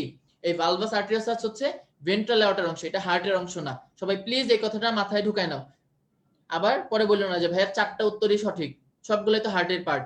একদম ক্লিয়ার কাট কথা লিখা দেখো, আমি ভুলে দাগ দিয়ে নেই। দেখো, এটি হৃৎপিণ্ডের কোনো অংশ নয়। কি বললাম? এটি হৃৎপিণ্ডের কোনো অংশ নয়, ক্লিয়ার কাট কথা লেখা আছে। ওকে, নেক্সট চলে আসো, হার্ট আছে, তার মানে কি হার্টের মধ্যে কপাটিকা থাকবে। তাহলে রুই মাছের হৃৎপিণ্ডের কপাটিকার কাজ কি? রক্ত প্রবাহ নিয়ন্ত্রণ। কি করে? একমুখী নিয়ন্ত্রণ রক্ত প্রবাহের। অবশ্যই কপাটিকা দিয়ে সবসময় ওয়ান সাইডেড ফ্লো হয়, ব্যাক ফ্লো কিন্তু হয় না ব্লাডের। তাহলে রুই মাছের কপাটিকা আছে 3টা। কি কি? সাইনোএট্রিয়াল, অ্যাট্রিওভেন্ট্রিকুলার আর ভেন্ট্রিকুলো ভালভাস। নামগুলো দেখো খুবই ইজি এবং এগুলো এমনি মনে থাকে। সবার উপরে সাইনাস ভেনোসাস আর অ্যাট্রিয়াম, এটার মাঝখানে সাইনো অ্যাট্রিয়াল। তারপরে অ্যাট্রিয়াম আর ভেন্ট্রিকলের মাঝখানে অ্যাট্রিওভেন্ট্রিকুলার। তারপর ভেন্ট্রিকল আর ভালভাস আর্টেরিওসাস, এটার মাঝখানে কি? ভেন্ট্রিকুলো ভালভাস। সবকিছু ডেসক্রিপশনে লেখা আছে। তুমি এই যে দেখো হার্টের ছবিটা, ঠিক আছে? তোমার ব্লাড ফ্লোটা কিন্তু উল্টা দিকে হয়, সাইনাস ভেনোসাস, সাইনাস ভেনোসাস থেকে অ্যাট্রিয়াম, অ্যাট্রিয়াম থেকে ভেন্ট্রিকল, ভেন্ট্রিকল থেকে ভালভাস আর্টেরিওসাস।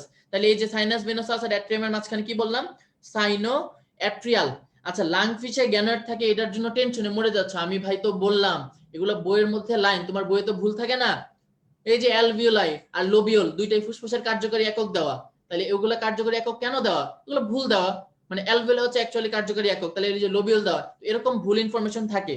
লাংফিশের গ্যানোয়েডের জন্য এত টেনশন করার কোনো দরকার নাই, তুমি জাস্ট বইয়ের লাইন ওয়াইজ কিন্তু আনসার করবা, ঠিক আছে? এটা আমি তো বলছি যে বইয়ের লাইন এরকম অনেক আছে তোমাদের বইয়ে, দুই বইয়ের মধ্যে কন্ট্রাডিক্টরি কথাবার্তা এবং উল্টাপাল্টা ভুল জিনিস অনেক কিছু দেওয়া। তো এগুলা এগুলো ফ্যাক্ট না, তোমাকে আলাদা করে মনে রাখতে হবে। এখন বইয়ে যেটা আছে অ্যাডমিশন টেস্টের জন্য সেটাই হচ্ছে চিরন্তন সত্য, তোমার কিছুই করার নাই কিন্তু। আচ্ছা, তাহলে এই যে সাইনোঅ্যাট্রিয়াল, অ্যাট্রিওভেন্ট্রিকুলার আর ভেন্ট্রিকুলার ভালভাস সিরিয়ালি মনে রাখবা। আরেকটা যেটা হয়, এই যে দেখো ওর হার্ট এখানে কি কালার করা, ব্লু কালার না? এই ব্লু কালার করার কারণ কি? রুই মাছের হৃৎপিণ্ড দিয়ে শুধুমাত্র কার্বন ডাইঅক্সাইড যুক্ত রক্ত যায়। রুই মাছের হৃৎপিণ্ড দিয়ে কি হয়? শুধুমাত্র কার্বন ডাইঅক্সাইড সমৃদ্ধ রক্ত যায়। এই জন্য কি বলা হয় ভেনাস হার্ট বা শিরা হৃৎপিণ্ড। অনেক অনেক ইম্পর্টেন্ট, একদম 5 স্টার ইম্পর্টেন্ট একটা প্রশ্ন। রুই মাছের হৃৎপিণ্ডকে কি বলা হয়? উত্তর হচ্ছে ভেনাস হার্ট বা শিরা হৃৎপিণ্ড বলা হয়। আর ওর হৃৎপিণ্ডটা কি এক চক্র। কেন এক চক্র? যেমন ওর ক্ষেত্রে কি একটা দিকেই ফ্লো হয়, আর মানুষের ক্ষেত্রে কি হইতো একদিকে যাচ্ছে ফুসফুসে ডান ভেন্ট্রিকল থেকে, আর ওইদিকে কি হচ্ছে বাম ভেন্ট্রিকল থেকে পুরো বডিতে যাচ্ছে। তাহলে কি দুইটা সার্কিট চলতেছিল না, উপরের দিকে একটা সার্কিট নিচে একটা সার্কিট, কিন্তু ওদের ক্ষেত্রে শুধুমাত্র একটাই চক্র হয়, জাস্ট একমুখী flow. Sinus venosus atrium ventricle এবং ভালভাস আর্টেরিওসাস যেখান থেকে কোথায় যাবে? ফুলকায় যাবে। তাহলে এই যে দেখো রক্তের গতিপথ, এটা মুখস্থ করতে হবে। রক্তের গতিপথ দেখো sinus venosus atrium ventricle bulbus arteriosus লাস্টে ফুলকা। জাস্ট তুমি এই গতিপথ মুখস্থ করলে কিন্তু তোমার কপাটিকা গুলো মুখস্থ হয়ে যায়, তাই না? এই যে সাইনোঅ্যাট্রিয়াল, অ্যাট্রিওভেন্ট্রিকুলার, তারপর ভেন্ট্রিকুলার ভালভাস, তাই না? আচ্ছা ঠিক আছে, নেক্সট আমরা চলে আসি কোথায়? রুই মাছের ধমনীতন্ত্র। আমরা হৃৎপিণ্ড রক্ত সংবহন তন্ত্রের অংশ কি কি পড়ছি? হৃৎপিণ্ড, ধমনী, শিরা আর হচ্ছে কোষিক জালিকা। কোষিক জালিকা তো থাকবেই ধমনী শিরার সাথে। তোমার কি জানতে হবে? ধমনী। এখন ধমনীতন্ত্র দেখো এখানে কি লিখে রেখেছি, 4 জোড়া। এটা কিন্তু আবার 4 লিখছি বলতে এই যে পাশে কিন্তু জোড়া বাংলায় লিখা, এটা আবার ভাইবো না যে 8 জোড়া লিখছি। তাহলে ধমনীতন্ত্রের পাশে কি লিখবা? 4 জোড়া। সবাই হচ্ছে প্লিজ এটা কি লিখে নাও, 4 জোড়া, দরকার হলে বাংলায় লিখে নাও। এই 4 জোড়া মানে কি? রুই মাছের ধমনীতন্ত্রের দুইটা অংশ, একটা অন্তর্বাহী একটা বহির্বাহী, দুইটাই হচ্ছে 4 জোড়া করে থাকে। অন্তর্বাহী বহির্বাহী দুইটাই কি বললাম? 4 জোড়া করে থাকে। অন্তর্বাহী মানে এফারেন্ট, তোমরা বৃক্ক চ্যাপ্টারে পড়েছো না, গ্লোমেরুলাসে এফারেন্ট আর্টেরিওল ইফারেন্ট আর্টেরিওল। তাহলে অন্তর্বাহী মানে কি? এফারেন্ট, তাহলে কোথাও মানে এফারেন্ট এফেকশন কোথাও নিয়ে যাচ্ছে। আর বহির্বাহী মানে কি? ইফারেন্ট মানে দূরে নিয়ে যাচ্ছে, ঠিক আছে? ইফেকশন, ওখানে এফেকশন মানে কাছাকাছি। তাহলে খেয়াল রাখতে হবে অন্তর্বাহী ধমনী কোনগুলা? যারা হচ্ছে এই যে দেখো ফুলকায় যারা রক্ত নিয়ে যায় তারা হচ্ছে অন্তর্বাহী। আর তোমার ফুলকা থেকে যারা দূরে রক্ত নিয়ে যায়, দেখো ফুলকা থেকে যারা ডরসাল অ্যাওর্টাতে বাহিত হয় অর্থাৎ সেগুলো হচ্ছে বহির্বাহী। তার মানে ফুলকায় যাবে যেগুলো সেগুলো হচ্ছে অন্তর্বাহী, আর ফুলকা থেকে দূরে যাবে যেগুলা সেগুলো কি? সেগুলো হচ্ছে বহির্বাহী। তাহলে এই কথাটা মনে রাখতে হবে। এই যে দেখো অন্তর্বাহী মোট 4 জোড়া, এটা দেওয়া আছে। তারপর আছে তোমার বহির্বাহী ব্রাঙ্কিয়াল ধমনী, 4 জোড়া করে 8 জোড়া না। তুমি জাস্ট এটা খেয়াল রাখো, তোমার যদি পরীক্ষায় প্রশ্ন আসে ইন্ডিভিজুয়াল প্রশ্ন দিবে অন্তর্বাহী ব্রাঙ্কিয়াল ধমনী কয় জোড়া, উত্তর হচ্ছে 4 জোড়া। বা যদি বলে যে কয়টি, উত্তর হবে 8টি। তারপর প্রশ্ন দিবে বহির্বাহী ব্রাঙ্কিয়াল ধমনী কয় জোড়া, উত্তর হবে 4 জোড়া। যদি বলে কয়টি, উত্তর হবে কি 8টি। ক্লিয়ার? নেক্সট দেখো তোমার বহির্বাহী ব্রাঙ্কিয়াল ধমনী কি মনে রাখতে হবে? এখানে অনেকগুলা লাইন আমি দাগাই দিছি, তো এইগুলো হচ্ছে আমরা একটা টেবিলে পড়বো। তো টেবিলে যাওয়ার আগে একটা ওয়ার্ড কথা বলতে চাই, সেটা হচ্ছে দেখো সার্কিউলাস সেফালিকাস। সার্কিউলাস সেফালিকাস কি? এটা এটা হচ্ছে একটা ধমনী বলয়। এই যে দেখো ক্যারোটিড ধমনী, আর এদিকে আছে তোমার এই যে ল্যাটারাল অ্যাওর্টা, ঠিক আছে? এই ক্যারোটিড ধমনী আর ল্যাটারাল অ্যাওর্টা মিলে কি তৈরি করতেছে? গলবিল অঞ্চলে একটা ধমনী বলয়, এটাকে বলা হয় সার্কিউলাস সেফালিকাস। এই যে দেখো ল্যাটারাল অ্যাওর্টা ও ক্যারোটিড ধমনী মিলে কোথায়? গলবিল অঞ্চলে। গলবিলে একটা স্টার মার্ক দাও, তোমরা তোমাদের বইয়ের মধ্যে গলবিলে একটা স্টার মার্ক দাও যে ক্যারোটিড ধমনী এবং ল্যাটারাল অ্যাওর্টা এই দুইটা মিলে গলবিল অঞ্চলে একটা ডিম্বাকার ধমনী বলয় তৈরি করে। নাম কি এটার? সার্কিউলাস সেফালিকাস। খুবই ইম্পর্টেন্ট। সার্কুলার সেফালিকাস কোথায় থাকে? উত্তর হচ্ছে গলবিল। তারপর এটা কোন তন্ত্রের অংশ? প্রশ্ন যদি আসে এটা ধমনী তন্ত্রের অংশ। আর এই যে কথাবার্তাগুলো বলা এগুলো হচ্ছে আমি জাস্ট তোমাকে শর্ট করে একটা টেবিলে দেখাই দিচ্ছি। এই যে দেখো একটা সুন্দর টেবিল আছে, এটাও কম্পেনিয়ন বুকে দেওয়া আছে বা এই যে কম্পেনিয়ন বুকের ক্লাস নোট পোরশনে। তাহলে দেখো প্রথম বহির্বাহী ধমনী, ওখানে বলা আছে বহির্বাহী ধমনী আছে 4টা, মানে 4 জোড়া। তো সিঙ্গেল সিঙ্গেল হিসেবেই বলছে যে প্রথম বহির্বাহী ধমনী বা প্রথম জোড়া যেটা, সেটা কি করে? সেটা হচ্ছে অপথ্যালমিক ধমনী হয়ে যায়। তারপর প্রথম এবং দ্বিতীয় এই দুইটা মিলে কি গঠন করে? ল্যাটারাল অ্যাওর্টা বা পার্শ্বীয় ধমনী। তারপর 3 আর 4 মিলে কি তৈরি করে? এগুলো হচ্ছে কিছু তৈরি করে না, এগুলো ল্যাটারাল অ্যাওর্টা এসে উন্মুক্ত হয়। তারপর ল্যাটারাল অ্যাওর্টা এটা কি হয়? এটা সম্মুখে ক্যারোটিড ধমনী হয়ে যায়। মানে সম্মুখ মানে কি? করোটিকায় যাচ্ছে অর্থাৎ মাথার দিকে, মাথার দিকে কি হবে? ক্যারোটিড ধমনী। মানুষের ক্ষেত্রেও কিন্তু ওই ক্যারোটিড ধমনী মানে কোথায়, এগুলা মাথায় বা ব্রেনে থাকে। তারপরে লাস্ট যেটা, এই যে যেটা একটু আগে আমি দেখাইলাম, এটা অনেক বেশি ইম্পর্টেন্ট, সেটা হচ্ছে তোমার সার্কিউলাস সেফালিকাস। এটা কি একটা ধমনী বলয়, কোথায় থাকে, গলবিল, একদম রেড কালার করে দেওয়া। ল্যাটারাল এওর্টা এবং ক্যারোটিড ধমনী মিলে সার্কিউলাস সেফালিকাস গঠন করে, অনেক বেশি ইম্পর্টেন্ট। ওকে,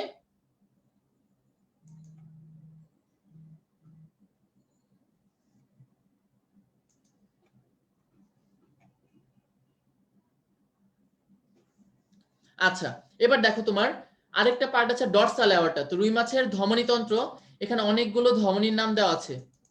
টোটাল তোমাদের বইয়ে 6টা ধমনীর নাম পাবা। এই কোন ধমনী কোথায় রক্ত সরবরাহ করে, খুবই ইম্পর্টেন্ট, কোন ধমনী কোথায় রক্ত সরবরাহ করে। তাহলে একটু বইয়ে দেখো, সবার আগে আছে সাবক্লেভিয়ান ধমনী।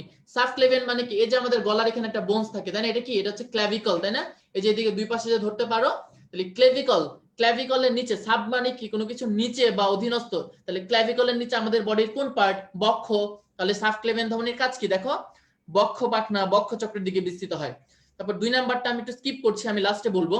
প্যারাইটাল, প্যারাইটালে প আছে, এটা কি দেহ প্রাচীর, তাহলে প প দিয়ে মনে রাখবা, ঠিক আছে, প প দিয়ে মনে একটা গানও আছে, তাহলে প প কি আছে, তাহলে প্যারাইটাল ধমনী দেহ প্রাচীর। তারপর আছে তোমার রেনাল ধমনী, এটা কোথায়, রেনাল মানে বৃক্ক, আমি জানি সবাই জানো এটা। তারপর ইলিয়াক, ইলিয়াক মানে কি শ্রোণী পাখনা। ইলিয়াক ওয়ার্ডটা কোত্থেকে আসছে, তোমাদের যে শ্রোণী অস্থি চক্র আছে না, ইলিয়াম, ইস্টিয়াম এবং পিউবিস, ইলিয়াম, ইস্টিয়াম, পিউবিস, তো ওখান থেকে কিন্তু ইলিয়াম থেকে ইলিয়াক কথাটা আসছে, ওখানে এই যে ইলিয়াক ক্রেস্ট থাকে, তাহলে ইলিয়াক ধমনী মানে কি, এটা শ্রোণী পাখনা। আর লাস্টে আছে কডাল, কডাল মানে লেজ, কডাল মানে পুচ্ছ, তাহলে পুচ্ছে কোথায় কে রক্ত সরবরাহ করে, কডাল ধমনী। এখন এক্সট্রা দুটো কথা লিখেছি, একটা আছে কি জেনিটাল ধমনী, জেনিটাল, জেনিটালিয়া, জেনিটালিয়া মানে কি সেক্সুয়াল অর্গান গুলা, তাহলে জননাঙ্গে কে রক্ত সরবরাহ করে, উত্তর হচ্ছে জেনিটাল ধমনী, এটা মাজেদা ম্যাডামের বইয়ের ইনফরমেশন। আর হচ্ছে তোমার সিলিয়াকো মেসেন্টারিক ধমনী, এটা কোথায় করে, এই 5টা বাদে 6টা বাদে বাকি সবগুলো হচ্ছে সিলিয়াকো মেসেন্টারিক ধমনী। মূলত হচ্ছে তোমার যেই পৌষ্টিকতন্ত্র আছে না, এই পৌষ্টিকতন্ত্রের অংশগুলো দেখো, পাকস্থলী, অন্ত্র, যকৃৎ, অগ্নাশয়, মলাশয়, তার মানে কি পৌষ্টিকতন্ত্রে রক্ত সরবরাহ করে সিলিয়াকো মেসেন্টারিক ধমনী।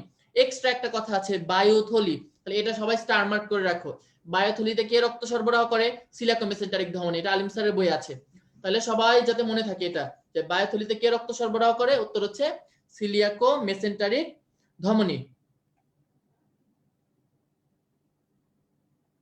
আচ্ছা ঠিক আছে, তাহলে আমাদের কিন্তু ধমনীতন্ত্র পড়া শেষ। নেক্সট আছে তোমার শিরাতন্ত্র। শিরাতন্ত্র অ্যাকচুয়ালি তেমন ইম্পর্টেন্ট না, তারপরে আমরা কিছু এমসিকিউ আছে সেগুলো পড়ে নিলেই ভালো, বেশি পড়লে তো ক্ষতি নাই।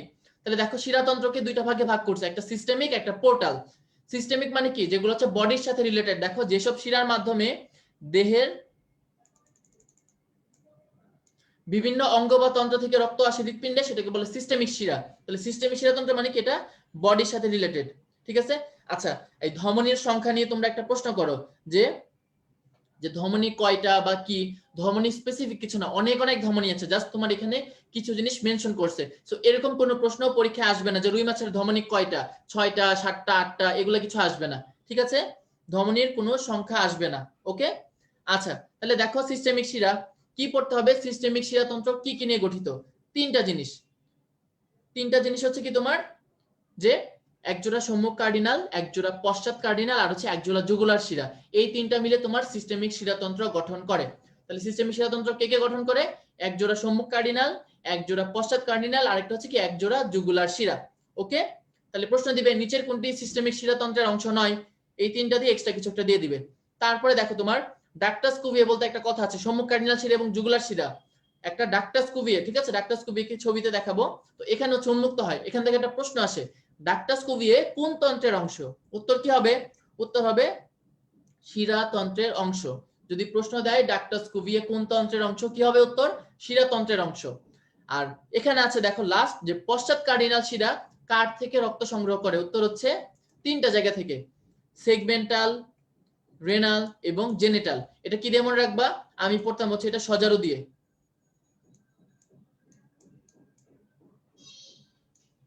সজারু, সজারু মানে কি, স দিয়ে সেগমেন্টাল, জ দিয়ে জেনিটাল, আর র দিয়ে কি রেনাল। তাহলে সেগমেন্টাল, জেনিটাল এবং রেনাল শিরা, এই 3টা থেকে রক্ত গ্রহণ করে কে, পশ্চাৎ কার্ডিনাল শিরা। ক্লিয়ার, 3টা অপশন আছে, চতুর্থ একটা অপশন অ্যাড করে কোশ্চেন দিয়ে দিবে। আর লাস্ট একটা কথা বলা এখানে, সেটা হচ্ছে তোমার ডান এবং বাম পশ্চাৎ কার্ডিনাল শিরা কি হয়, কতগুলো অনুপ্রস্থ শিরা দ্বারা যুক্ত। তাহলে এই যে দেখো তোমার জুগুলার শিরা, সম্মুখ কার্ডিনাল শিরা কোথায় উন্মুক্ত হয়, ডাক্টাস কুভিয়ে। ডাক্টাস কুভিয়ে শিরাতন্ত্রের একটা পার্ট, যেটা আলটিমেটলি পরে হার্টের সাইনাস ভেনোসাসে উন্মুক্ত হয়। আর অনুপ্রস্থ অ্যানাস্টোমোসিস মানে কি, এই যে তুমি দেখো বাম এবং পশ্চাৎ যে কার্ডিনাল শিরা, এগুলো কি হয়, যে মাঝখানে যে যুক্ত থাকে, এই যে ডান পশ্চাৎ কার্ডিনাল, বাম পশ্চাৎ কার্ডিনাল, এগুলো কি হয়, যে মাঝখানে কিছু কানেকশন থাকে তাদের, এই কানেকশন গুলোকে বলা হয় অনুপ্রস্থ অ্যানাস্টোমোসিস। অনুপ্রস্থ অ্যানাস্টোমোসিস, ওকে। আর সে পোর্টাল শিরাতন্ত্র থেকে কিছু পড়তে হবে না তেমন। পোর্টাল শিরাতন্ত্র মানে কি, যেখানে তোমার দুইটা কোষিক জালিকা থাকবে, মানে কোষিক জালিকা থেকে যেটা উৎপন্ন হয়ে অন্য একটা অঙ্গে গিয়ে আবার কোষিক জালিকা হবে, সেটাকে বলে পোর্টাল তন্ত্র। এই পোর্টাল তন্ত্র মাছে থাকে দুইটাই। আর মানুষে কোনটা থাকে, তোমরা আমাকে কমেন্টে জানাও, ঠিক আছে। মানুষে কোনটা থাকে, মানুষে কি হেপাটিক থাকে নাকি রেনাল থাকে, মানুষে তো একটা থাকে শুধুমাত্র, কোনটা থাকে আমাকে জানাও তোমরা। তাহলে হেপাটিক পোর্টাল তন্ত্র কি করে, এটা এটা হচ্ছে পরিপাক তন্ত্র থেকে রক্ত সংগ্রহ করে। আর রেনাল পোর্টালটা কোথায়, এটা লেজ থেকে, এটা কিন্তু বৃক্ক না, বৃক্কে সেটা আসে, এটা বৃক্কে আসে, বাট এটা কিন্তু তোমার মূলত রক্ত নেয় লেজ থেকে। তাহলে এই কথাটা মনে রাখতে হবে, এর দূর পড়লেই তোমার শিরাতন্ত্র এনাফ। আর শিরাতন্ত্র থেকে আলিম স্যারের বইয়ের কিছু এক্সট্রা ইনফরমেশন তোমাদের কম্পেনিয়ন বুকে এটা আছে, যে অ্যান্টেরিয়র কার্ডিনাল শিরা কোথায় বিস্তৃত হয়, অক্ষিগোলক, নাসা এবং হায়োড অঞ্চল। তাহলে তিনটা অপশন আছে, চতুর্থ একটা অপশন এখান থেকে অ্যাড করে উত্তর দিয়ে দিবে। এটা আলিম স্যারের বই অনেক কমপ্লেক্স করে দাও, তোমরা কম্পেনিয়ন বুকের টেবিলটা থেকে পড়বা, ঠিক আছে। হ্যাঁ, তোমাদের উত্তর সঠিক, হেপাটিক। হেপাটিক পোর্টাল শিরা হচ্ছে মানুষে থাকে শুধুমাত্র, হেপাটিক পোর্টাল তন্ত্রটা। আচ্ছা, তারপরে দেখো এই যে রেনাল পোর্টাল, একটু আগে পড়াইলাম কি, লেজ থেকে রক্ত নেয়। তাহলে পস্টেরিয়র কার্ডিনাল এবং রেনাল পোর্টাল দুইটা একসাথে লেজ থেকে রক্ত নেয়। তারপর হেপাটিক মানে পৌষ্টিক তন্ত্র, এটা উপরে ছিল আজমল স্যারের বইয়ে। তারপরে হেপাটিক শিরা, হেপাটিক শিরা মানে কি, হেপাটিক মানে হচ্ছে যকৃৎ। তাহলে যদি বলে হেপাটিক পোর্টাল তন্ত্র, উত্তর হবে পৌষ্টিক তন্ত্র। আর যদি বলে হেপাটিক শিরা, উত্তর কি হবে, উত্তর হবে যকৃত। তারপর সাবক্লেভিয়ান শিরা, এটা কোথায়, বক্ষ। অলরেডি বলা হয়েছে সাবক্লেভিয়ান, ক্ল্যাভিকুলার নিচে বক্ষ, এজন্য হচ্ছে সাবক্লেভিয়ান। আর লাস্টে আছে তোমার ইনফেরিয়র জুগুলার শিরা, এটা কোথা থেকে, নিম্ন চোয়াল এবং ফুলকা। নামই ইনফেরিয়র, ইনফেরিয়র মানে কি, কোনো কিছুর নিচে, তাহলে এই যে নিম্ন চোয়াল, আর এক্সট্রা মুখস্থ রাখতে হবে ফুলকা। তাহলে সবাই যাতে এটা মুখস্থ থাকে, ওকে। সবচেয়ে বেশি ইম্পর্টেন্ট হচ্ছে অ্যান্টেরিয়র কার্ডিনাল আর হচ্ছে তোমার ইনফেরিয়র জুগুলার, এগুলা মুখস্থ রাখবা, ঠিক আছে। তাহলে এগুলা একটু মুখস্থ রাখতে হবে, ওকে। আচ্ছা, নেক্সট আমরা চলে আসি শিরাতন্ত্রের পরে আমাদের নেক্সট পার্ট হচ্ছে রুই মাছের শ্বসন তন্ত্র। খেয়াল করো, শ্বসন তন্ত্র থেকে কি পড়তে হবে, রুই মাছের প্রধান শ্বসন অঙ্গ কি, উত্তর হচ্ছে ফুলকা। কয় জোড়া থাকে, 4 জোড়া, একদম ক্লিয়ার কাট। যদি বলে কয় জোড়া, উত্তর হচ্ছে 4 জোড়া। কিন্তু যদি বলে কয়টি, উত্তর হবে 8টি। সো অপশন খেয়াল করবা, কি চাইছে তোমার, 4 জোড়া মানে জোড়াই চাইছে নাকি কয়টি চাইছে, সংখ্যা চাইছে। তাহলে ফুলকা থাকে 4 জোড়া। আর দুইটা জিনিস লিখে নাও, দেখো ফুলকা আর্চ, ফুলকা ছিদ্র, এগুলো কি লিখবা, 5 জোড়া। তাহলে ফুলকা আর্চ এবং ফুলকা ছিদ্র কয় জোড়া করে থাকে, উত্তর হবে 5 জোড়া, ঠিক আছে। আচ্ছা, কম্পিউটার বুকের টেবিলটাও, কম্পিউটার বুকে সব আছে, এখানে যা আছে সবকিছু কম্পিউটার বুকে দাও। তাহলে তোমার দেখো ফুলকা আর্চ এবং ফুলকা ছিদ্র, ফুলকা আর্চ ফুলকা ছিদ্র কয় জোড়া, 5 জোড়া। এই যে জোড়াটা কাটা পড়ছে ছবি তোলার কারণে, বইয়ের পেজ তো একটু বাঁকা দেখছো না, এই জন্য। তাহলে ফুলকা, যদি বলে ফুলকা কয়টা, উত্তর হচ্ছে 4 জোড়া। কিন্তু যদি বলে ফুলকা আর্চ এবং ফুলকা ছিদ্র, উত্তর কি হবে, 5 জোড়া। সবাই একটু লিখে নাও। অর্থাৎ এক পাশে তোমার চিন্তা করো, ওর মাথাটা কি, এই পাশে ফুলকা, ওই পাশে ফুলকা, তাহলে এক পাশে 4টা ফুলকা থাকে, এক পাশে 4টা 5টা করে ফুলকা ছিদ্র বা ফুলকা আর্চ থাকে, আর দুই পাশ মিলে হচ্ছে 10টা। তাহলে এই কথাটা খেয়াল রাখবা, তোমার অপশন কি দেয়, ঠিক আছে, যে এক পাশে বা প্রতি পাশে বলছে নাকি হচ্ছে রুই মাছের ফুলকা আর্চের সংখ্যা কত বলছে, ওকে। আচ্ছা, তারপর এখান থেকে পড়তে হবে ব্রাঙ্কিওস্টেগাল ঝিল্লি। আমরা একটু আগেই পড়ছিলাম যে ব্রাঙ্কিওস্টেগাল ঝিল্লিটা কি, এটা হচ্ছে তোমার যে ফুলকা প্রকোষ্ঠের ছিদ্রটা ছিল ওটাকে আবদ্ধ করে রাখে। এটার কাজ কি, এই ঝিল্লিটা হচ্ছে গিয়ে শ্বাস পানিকে আবদ্ধ করে রাখে। এই যে ফুসফুসের মানে ফুলকার ভিতর পানি ঢুকে, এই পানিটাকে সে আবদ্ধ করে রাখে। তার মানে কি, অনেকক্ষণ পানিটা থাকে যাতে ফুলকাগুলা পানি থেকে অক্সিজেন নিতে পারে।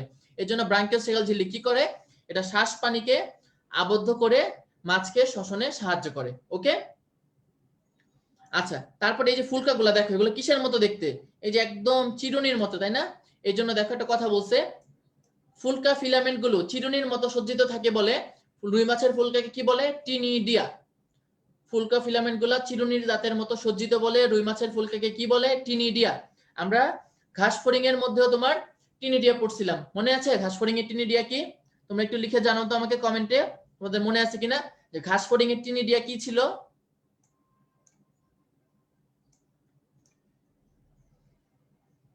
এবার দেখো তোমার ফুলকার গঠন। ফুলকার গঠন থেকে তোমাকে কি মনে রাখতে হবে?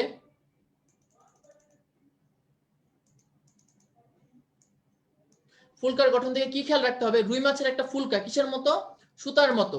এই যে তুমি ছবিটা একটু দেখো, এগুলো কি সব সুতার মতো। তুমি এই যে বাসায় মাছ আনলে একদম প্র্যাকটিক্যালেও দেখে নিতে পারো। তাহলে তোমার রুই মাছের একটা ফুলকা কিসের মতো? সুতার মতো। এবং একটা সম্পূর্ণ ফুলকাকে বলে হোলোব্রাঙ্ক। কি বলে? একটা সম্পূর্ণ ফুলকাকে হোলোব্রাঙ্ক বা পূর্ণ ফুলকা। এই যে দেখো, একটা সম্পূর্ণ বা পূর্ণ ফুলকা, এটাকে কি বলে? হোলোব্রাঙ্ক। হোলোব্রাঙ্ক কেন বলতেছে? কারণ এটার দুইটা হাফ থাকে, প্রত্যেকটা হাফ আবার কি সেম, মানে দ্বিপার্শ্বীয় প্রতিসম টাইপ। এই যে খেয়াল করো, এই যে মাঝখান থেকে যদি ভাগ করো, দুইটা ভাগ হয়ে যায় না? তাহলে রুই মাছের একটা পূর্ণাঙ্গ ফুলকাকে কি বলা হয়? উত্তর হচ্ছে হোলোব্রাঙ্ক। আর একটা হাফকে কি বলা হয়? উত্তর হচ্ছে হেমিব্রাঙ্ক। এই হেমিব্রাঙ্ক নিয়ে আলিম স্যারের বইয়ে একটা কথা বলা আছে। ওকে, ট্রাকিয়াকে চুপচে মানে বা ইয়েতে, ঠিক আছে, রুই মাছের টিনিডা থাকে কি, ট্রাকিয়া কখনো চুপচে যায় না। থ্যাংক ইউ সো মাচ, তোমরা তো খুব ভালো মনে আছে ঘাসফড়িং। আচ্ছা, তাহলে দেখো নেক্সট কি আছে? হেমিব্রাঙ্ক। হেমিব্রাঙ্কের আরেক নাম হচ্ছে ডেমিব্রাঙ্ক। আলিম স্যারের বইয়ে কি বলা? হেমিব্রাঙ্কের আরেক নাম ডেমিব্রাঙ্ক। তাহলে একটা অর্ধফুলকাকে কি বলে? হেমিব্রাঙ্ক বা ডেমিব্রাঙ্ক। সেমিব্রাঙ্ক না কিন্তু, ডেমিব্রাঙ্ক। তোমরা সবাই একটু লিখে নাও এটা, এই কথাটা হেমিব্রাঙ্কের এখানে টান দিয়ে লিখে নাও, ডেমিব্রাঙ্ক। ডয়কার ডে মরশিকার মি, ডেমিব্রাঙ্ক। ওকে, তাহলে এই কথাটা মনে থাকে যাতে। তারপর প্রত্যেক হেমিব্রাঙ্ক কি করে? এক সারি ফুলকা সূত্র নিয়ে গঠিত। এই যে দেখো, একটা হেমিব্রাঙ্কে কি থাকে? এরকম এক সারি করে ফুলকা সূত্র বা ফুলকা ল্যামিল থাকে। তাহলে প্রত্যেক হেমিব্রাঙ্ক কি দিয়ে গঠিত? এক সারি ফুলকা সূত্র বা ফুলকা ল্যামেলি দিয়ে গঠিত। তাহলে প্রত্যেক হেমিব্রাঙ্ক কি দিয়ে গঠিত? এক সারি ফুলকা সূত্র বা ল্যামেলি। তাহলে একটা হেমিব্রাঙ্কে এক সারি, তাহলে একটা হোলোব্রাঙ্কে কয় সারি হবে? দুই সারি। একটু অনুধাবনমূলক ক্রিয়েটিভ প্রশ্ন। তাহলে তোমার একটা হেমিব্রাঙ্ক এক সারি, আরেকটা কি যদি হোলোব্রাঙ্ক বলে সেটা হবে তোমার দুই সারি। ওকে, তারপরে দেখো কি বলছে, এই যে ফুলকা সূত্র। ফুলকা সূত্রের অনেকগুলা নাম আছে, ফুলকা সূত্র বা ফুলকা ল্যামেলা। তাহলে ফুলকা সূত্র, ফুলকা ল্যামেলা, বা এই যে দেখো গিল ফিলামেন্ট। ফুলকাকে ইংলিশে কি বলা হয়? গিল্ড বলা হয়। ফুলকাকে ইংলিশে বলা হয় গিল ফিলামেন্ট। তাহলে এই ওয়ার্ডগুলো মনে রাখবা, ফুলকা সূত্র, ফুলকা ল্যামেলা বা গিল ফিলামেন্ট, সব একই ওয়ার্ড। তারপরে দেখো দুইটা ওয়ার্ড, একটা হচ্ছে ফুলকা আর্চ, আরেকটা হচ্ছে ফুলকা ব্রেকার। কি এটা? এই যে দেখো, রুই মাছের যে ফুলকা সূত্রগুলা, রুই মাছের ফুলকা সূত্রগুলা কোথায় অবলম্বিত হয়? এই যে বেগুনি কালারটা দেখো, এই পার্পল কালারটা, কি এটা? রুই মাছের প্রত্যেকটি ফুলকা এক একটি ফুলকা আর্চে অবলম্বিত। তাহলে রুই মাছের ফুলকা গুলা কে ধারণ করে? ফুলকা আর্চ। এই যে এই ছবিতেও যদি দেখো, এটা হচ্ছে ফুলকা আর্চ, এগুলো হচ্ছে সব ফুলকা। তাহলে রুই মাছের প্রত্যেকটি ফুলকা এক একটি ফুলকা আর্চে অবলম্বিত। দেখো ফুলকা আর্চটা কেমন, এটা অস্থি দ্বারা তৈরি। এই যে আর্চের মধ্যে অ আছে, তাহলে অস্থির মধ্যেও অ আছে, তাহলে অস্থিময় আর্চ। আর কি বলছে? রুই মাছের আর্চের অন্তকিনারা প্রসারিত হয়ে কি গঠন করে? কাঁটাযুক্ত ফুলকা রেখার। দেখো ফুলকা রেখার ক আছে, এটা কি? এটা হচ্ছে কাঁটাযুক্ত। তাহলে ফুলকা রেখার কিসের মতো? ফুলকা রেখার হচ্ছে তোমার কাঁটা যুক্ত। ওকে, আচ্ছা, নেক্সট তুমি দেখো, এই যে ফুলকা রেখার, তো ফুলকা রেখার থেকে কি পড়তে হবে? খেয়াল করো, রুই মাছের ফুলকা আর্চে কয়েকটা ভাঁজ তৈরি হয়। এই ভাঁজগুলোকে বলে গিল রেকার। গিল রেকার মানে ফুলকা রেকার। এই যে তোমার কাঁটাযুক্ত ফুলকা রেকার যেটা বলছে, এটাই হচ্ছে গিল রেকার, একই কথা, ফুলকার ইংলিশ গিল। তাহলে এগুলোর কাজ কি? এগুলো ফুলকা সমূহকে কঠিন বস্তুর ঘর্ষণ হতে রক্ষা করে। তাহলে এগুলো কি করে? ফুলকা সমূহকে কঠিন বস্তুর ঘর্ষণ হতে রক্ষা করে। তাহলে এই ওয়ার্ডটা মনে রাখতে হবে। ওকে, তাহলে ফুলকা রেকারের কাজ কি? এটা ফুলকাকে কঠিন বস্তুর ঘর্ষণ থেকে রক্ষা করে। আচ্ছা, তোমরা ফুলকা রন্ধ্র, ফুলকা ছিদ্র নিয়ে খুব টেনশনে। এই যে ক্লিয়ারলি মনে রাখো, ফুলকা রন্ধ্র এবং ফুলকা আর্চ। ফুলকা কয় জোড়া বললাম? 4 জোড়া। আর যদি বলে তোমার টোটাল কয়টা? 8টা, তাহলে 4 জোড়া বা 8টা। কিন্তু তোমার যদি বলে ফুলকা রন্ধ্র বা ফুলকা ছিদ্র আর হচ্ছে ফুলকা আর্চ, সেগুলো কি থাকে? এক পাশে 5টা, আরেক পাশে 5টা, তাহলে টোটাল কয়টা? টোটাল হচ্ছে 10টা। তাহলে প্রত্যেক পাশে 5টা করে, দুই পাশে 10টা। ক্লিয়ার? আচ্ছা, নেক্সট তুমি দেখো,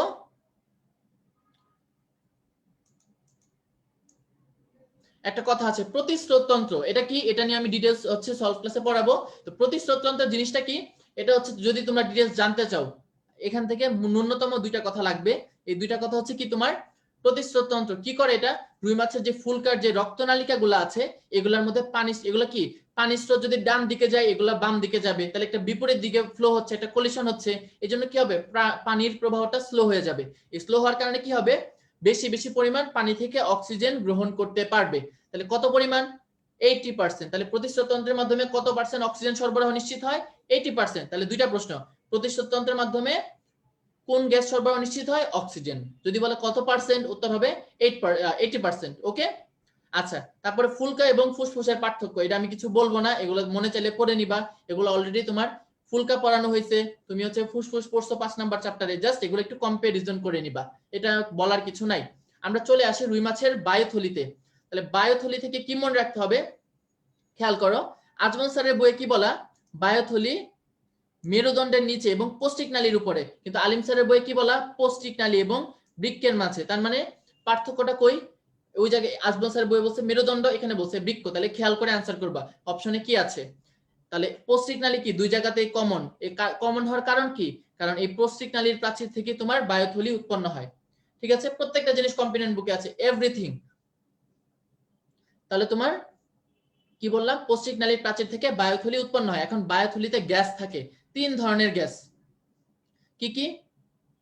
সি, এন এবং ও। তাহলে বায়ুথলিতে 3 ধরনের গ্যাস থাকে, কিভাবে মনে রাখবা? সিএনও দিয়ে। সিএনও মানে কি? সি দিয়ে কার্বন ডাই অক্সাইড, এন দিয়ে নাইট্রোজেন, ও দিয়ে হচ্ছে অক্সিজেন। এই যে দেখো, অক্সিজেন, নাইট্রোজেন আর হচ্ছে তোমার কার্বন ডাই অক্সাইড। তাহলে বায়ুথলিতে কয় ধরনের গ্যাস থাকে? উত্তর হবে 3 ধরনের গ্যাস। বায়ুথলিতে 3 ধরনের গ্যাস থাকে, অক্সিজেন, নাইট্রোজেন এবং কার্বন ডাই অক্সাইড। ওকে, সিএনও। কিন্তু বেশি কোনটা থাকে? বেশিটা থাকে হচ্ছে তোমার অক্সিজেন। তাহলে বেশি কোনটা থাকে? উত্তর হচ্ছে অক্সিজেন। তুমি যদি বলতে পারো নরমালি কি হয়, আমরা বায়ু বা বাতাস, বাতাস বলতে আমরা কি বুঝি? বাতাস বলতে আমরা বুঝি অক্সিজেনের কথা। ঠিক আছে, যদিও বাতাস বললে বাতাসের কম্পোজিশনে নাইট্রোজেন 78%, কিন্তু আমরা বাতাস বললে মূলত কি বোঝায়? যে আমরা বাতাস খাইতেছি, কি নিচ্ছি? অক্সিজেন নিচ্ছি। তাহলে সবচেয়ে বেশি কোনটা থাকে? উত্তর হচ্ছে অক্সিজেন। তাহলে খেয়াল রাখবা এটা। তারপরে দেখো কি বলেছে তোমার, এই যে বায়ুথলি, এই বায়ুথলির মধ্যে থাকে হচ্ছে 2টা প্রকোষ্ঠ। তাহলে বায়ুথলি দেখো, সম্মুখস্থ ছোট এবং পেছনের বড় প্রকোষ্ঠে বিভক্ত। 2টা প্রকোষ্ঠের মাঝখানে একটা খাঁজ, ওখানে কি থাকে? একটা নালী থাকে। যে দেখো, সম্মুখ প্রকোষ্ঠের এখানে একটা নালী থাকে, কি সেটা? এই নালীকে বলা হয় নিউমেটিক নালী। এই নিউমেটিক নালী 2 জায়গায় সংযুক্ত থাকে। এক জায়গায় হচ্ছে অন্য নালীর সাথে, আরেক জায়গায় হচ্ছে অন্তঃকর্ণের ওয়েবেরিয়ান ওসিকল। এখন ওসিকল মানে কি? তোমার বোনস, বোনস মানে বোনসের হচ্ছে ছোট ছোট ভার্সন। ঠিক আছে, ছোট ছোট অস্থিকে বলা হয় ওসিকল। ওকে, তাহলে এই যে নিউমেটিক নালী, এটা কি থাকে? একদিকে অন্য নালীর সাথে সংযুক্ত, আর আরেক দিকে হচ্ছে তোমার অন্তঃকর্ণের ওয়েবেরিয়ান ওসিকলের সাথে। কোথার সাথে বললাম? অন্তঃকর্ণের ওয়েবেরিয়ান ওসিকলের সাথে সংযুক্ত। তাহলে সবার যাতে এটা মুখস্থ থাকে, নিউমেটিক নালী কই সংযুক্ত? অন্য নালী এবং অন্তঃকর্ণের ওয়েবেরিয়ান ওসিকল। তারপর প্রাচীরের 2টা স্তর থাকে, এগুলো একটু দেখবা। যে কি? বাইরে যোজক টিস্যু নির্মিত, টিউনিকা এক্সটার্না। এক্সটার্না মানে কি? এক্স মানে হচ্ছে কি? বাইরে, তাই না? কোনো কিছুর এক্সটার্না মানে বাইরে, আর ইন্টারনা মানে কি? ইন্টারনাল, অর্থাৎ ভিতরে। তাহলে ভিতরের স্তরটা হচ্ছে টিউনিকা ইন্টারনা। আর যেটা মনে রাখতে হবে, বায়ুথলির মধ্যে গ্যাস গ্রন্থি থাকে, লাল বর্ণের গ্যাস গ্রন্থি। এটাকে কি বলা হয়? এটার মধ্যে কিছু কৈশিক জালিকা থাকে, কৈশিক জালিকাকে বলা হয় তোমার রেটিয়া মিরাবিলিয়া। তাহলে বায়ুথলির মধ্যে কি থাকে? লাল রঙের গ্যাস গ্রন্থি। এই গ্যাস গ্রন্থির মধ্যে কিছু কৈশিক নালী থাকে, কৈশিক নালীকে বলা হয় রেটিয়া মিরাবিলিয়া। তাহলে যদি প্রশ্ন দিই আমি রেটিয়া মিরাবিলিয়া কি, উত্তর দিবা কৈশিক নালী। ক্লিয়ার? নেক্সট আছে তোমার এই যে বায়ুথলি, 2টা প্রকোষ্ঠ, মাঝখানে একটা নালী থাকে, নালীটাকে বলে নিউমেটিক নালী। ওকে, এন্ড বায়ুথলির কাজ, তুমি একটু, আমি স্লাইডটা ছোট করতেছি, পরে আবার বড় করতেছি। দেখো বায়ুথলির কাজ, আজমল স্যারের বইয়ে 6টা কাজ দেওয়া, আর আলিম স্যারের বইয়ে অতিরিক্ত কিছু কাজ দেওয়া। আলিম স্যার এবং মাজেদা ম্যাডামের বইয়ে 6টা কাজ। তাহলে এই সবগুলা কাজ আমরা একটা ছন্দের মাধ্যমে পড়বো। ছন্দটা কি? ছন্দটা হচ্ছে তোমার আপোষ। আপোষের আর নিচে দেখো কি লিখে রাখছি? 2, 3, 6, যেগুলা রেড কালার মার্ক করা। আপোষের আর নিচে রেড কালার দেখো 2, 3, 6। 2, 3, 6 মানে কি? দেখো 2 নম্বরে এই পয়েন্টগুলো জাস্ট দাগ দাও। তোমরা ছন্দটা লিখে নিতে পারো, সাথে হচ্ছে তোমরা ছন্দ লিখে নিচে নাম্বারিং করো। আর এই যে দেখো 2 নম্বরে কি বলা? অনেক কথাবার্তা বলা, বাট সামারি কি? আপেক্ষিক গুরুত্ব নিয়ন্ত্রণ। 3 নাম্বার সেম, কি বলা? আপেক্ষিক গুরুত্ব নিয়ন্ত্রণ। আর 6 নম্বরে কি বলা? এটা অক্সিজেনের ভান্ডার। তাহলে আদি হচ্ছে 3টা, 2, 3, 6, আপেক্ষিক গুরুত্ব নিয়ন্ত্রণ, তারপর তোমার অক্সিজেনের ভান্ডার, এই 2টা ওয়ার্ড। হ্যাঁ, তারপর প দিয়ে দেখো কি লিখে রাখছি? 1। দেখো কি বলছে? বায়ুথলিকে প্লাবতা রক্ষাকারী অঙ্গ বলে। তাহলে রুই মাছের প্লাবতা রক্ষাকারী অঙ্গ কি? উত্তর হচ্ছে বায়ুথলি। ওকে, তারপর আছে তোমার স, স দিয়ে 2টা, কি সেগুলা? দেখো শব্দ উৎপাদন এবং শব্দ গ্রহণ। তার মানে কি? 4 এবং 5, শব্দ উৎপাদন, শব্দ গ্রহণ। তাহলে এগুলা গেল আমার আজমল স্যারের পড়া। আমার এক্সট্রা কিছু পড়া আছে, সেগুলো কি? সেগুলো হচ্ছে তোমার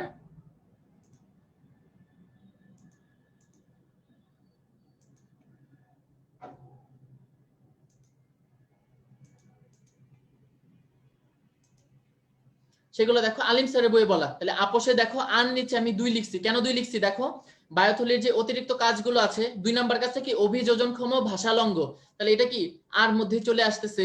তারপরে প নিচে লিখছি 5, মানে কি দেখো বায়োথলি প্রতিধ্বনি সৃষ্টিকারী অঙ্গ, বায়োথলি কি প্রতিধ্বনি সৃষ্টিকারী অঙ্গ, তাহলে এটাও কি 5 এ চলে আসতেছে প দিয়ে। আর তোমার 4 এবং 6 কি দেওয়া সংবেদী অঙ্গ এবং শ্বসন, এগুলো আছে না এখানে 4 6, তাহলে সংবেদী অঙ্গ, শ্বসন, শব্দ উৎপাদন, শব্দ গ্রহণ, এই ওয়ার্ডগুলো হচ্ছে তোমার কি আছে, এই ওয়ার্ডগুলো হচ্ছে তোমার সবগুলা স দিয়ে। তাহলে এইভাবে তুমি আপোষ দিয়ে সবগুলা কাজ মনে রাখতে পারো। 2টা কাজ বাদ পড়ছে কিটা, সেগুলো হচ্ছে 1 নাম্বারটা দেখো বায়োথলিকে কি বলা হয় উদস্থিতির অঙ্গ বা হাইড্রোস্ট্যাটিক অঙ্গ। তাহলে রুই মাছের উদস্থিতির অঙ্গ বা হাইড্রোস্ট্যাটিক অঙ্গ কাকে বলা হয় বায়োথলিকে, কারণ কি সে হচ্ছে তার যে মানে রুই মাছকে ভাসতে সহায়তা করে। তারপরে তোমার যথাযথ মাধ্যাকর্ষণ কেন্দ্র রক্ষা, ওকে। তাহলে এই 2টা কাজ এক্সট্রা, এগুলো একটু মুখস্থ করে নিবা 1 এবং 3। তারপরে দেখো রুই মাছের বায়োথলি, বায়োথলি হচ্ছে 2 ধরনের আছে। দেখো কি বলছে, গ্রাসনালী ও বায়োথলির মধ্যে সংযোগকারী নালীর উপর ভিত্তি করে টেলিওস্ট মাছকে 2 ভাগে ভাগ করছে। এখন গ্রাসনালী ও বায়োথলির সংযোগকারী নালী মানে কি তোমার অন্য নালী বা গ্রাসনালী, একই কথা কিন্তু, অন্য নালী বা গ্রাসনালী দুইটা হচ্ছে একই কথা, ওকে। আর টেলিওস্ট মাছ মানে কি, এটা হচ্ছে অ্যাক্টিনোপ্টেরোজিড বা মানে এমনি মাছের একটা সাব ক্লাস হচ্ছে টেলিওস্ট। তাহলে টেলিওস্ট কিন্তু অন্য কিছু না, একটা জাস্ট সাব ক্লাস। কি ভাগে ভাগ করছে, একটা হচ্ছে ফাইসোস্টোমি, একটা ফাইসোক্লিস্টি। ফাইসোস্টোমি মানে কি যাদের নিউমেটিক নালী আছে, আর ফাইসোক্লিস্টি মানে যাদের নিউমেটিক নালী নাই। কি বললাম, যাদের নালী আছে তারা ফাইসোস্টোমি, আর যাদের নালী নাই তারা ফাইসোক্লিস্টি। উদাহরণ কি, ফাইসোস্টোমির উদাহরণ হচ্ছে রুই মাছ এবং কাতলা মাছ, আর ফাইসোক্লিস্টির উদাহরণ হচ্ছে কই, টাকি। তাহলে এগুলো একটু মুখস্থ করতে হবে, ওকে। তাহলে তোমার ফাইসোস্টোমির উদাহরণ কি রুই মাছ এবং কাতলা মাছ, আর ফাইসোক্লিস্টি কি কই মাছ, টাকি মাছ। তাহলে সবার যাতে এটা মুখস্থ থাকে, ওকে। আচ্ছা নেক্সট হচ্ছে আরেকটা স্পট এক্সাম, আমি জাস্ট 30 সেকেন্ড সময় দিচ্ছি, তোমরা 30 সেকেন্ড বা 1 মিনিট সময় দিচ্ছি, তোমরা হচ্ছে একটু পুরাতন পড়াগুলো দেখো, আমি একটা স্পট এক্সাম আবার।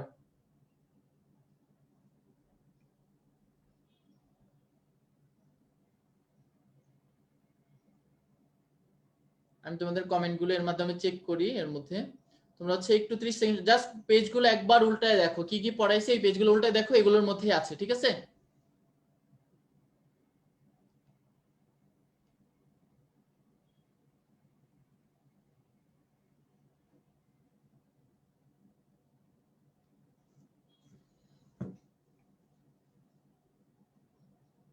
ঠিক আছে, তাহলে স্পট এক্সাম 2 3টা প্রশ্ন আছে, তোমরা একটু আনসার করে ফেলো। স্পট এক্সাম 2 3টা প্রশ্ন, আমি তোমাদের আনসারগুলো একটু চেক করি, ওকে।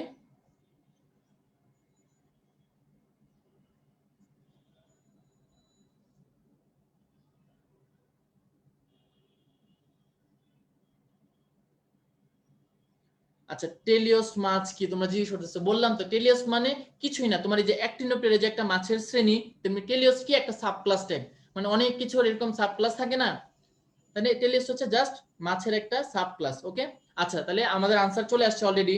তোমার সিলিয়াক মেসেন্টারিক ধমনী কোথায় রক্ত সরবরাহ করে না, উত্তর কি হবে বি, দেহ প্রাচীর, কারণ দেহ প্রাচীরে কে সরবরাহ করে, প্যারাটাল ধমনী। বায়োথলির কাজ নয় কোনটি, শব্দ সৃষ্টি, প্রতিরক্ষা, আপেক্ষিক গুরুত্ব নিয়ন্ত্রণ, প্লবতা রক্ষা। কি হবে উত্তর সি নাম্বার, প্রতিরক্ষা, কারণ রুই মাছের প্রতিরক্ষাকারী অঙ্গ হচ্ছে তোমার আইস। আর লাস্টে কি আছে, রুই মাছের দেহের প্রতি পাশে কয়টা ফুল কার্ডস থাকে, উত্তর কি 5টা। যদি আমি বলতাম, এখানে তো অপশনে 10 দেই নাই, তাহলে কনফিউশনের কোনো সুযোগ নাই। যদি বলতাম কয়টা, তাহলে 5টা। যদি বলে রুই মাছের দেহে ফুল কার্ডসের সংখ্যা কত, উত্তর হবে 10।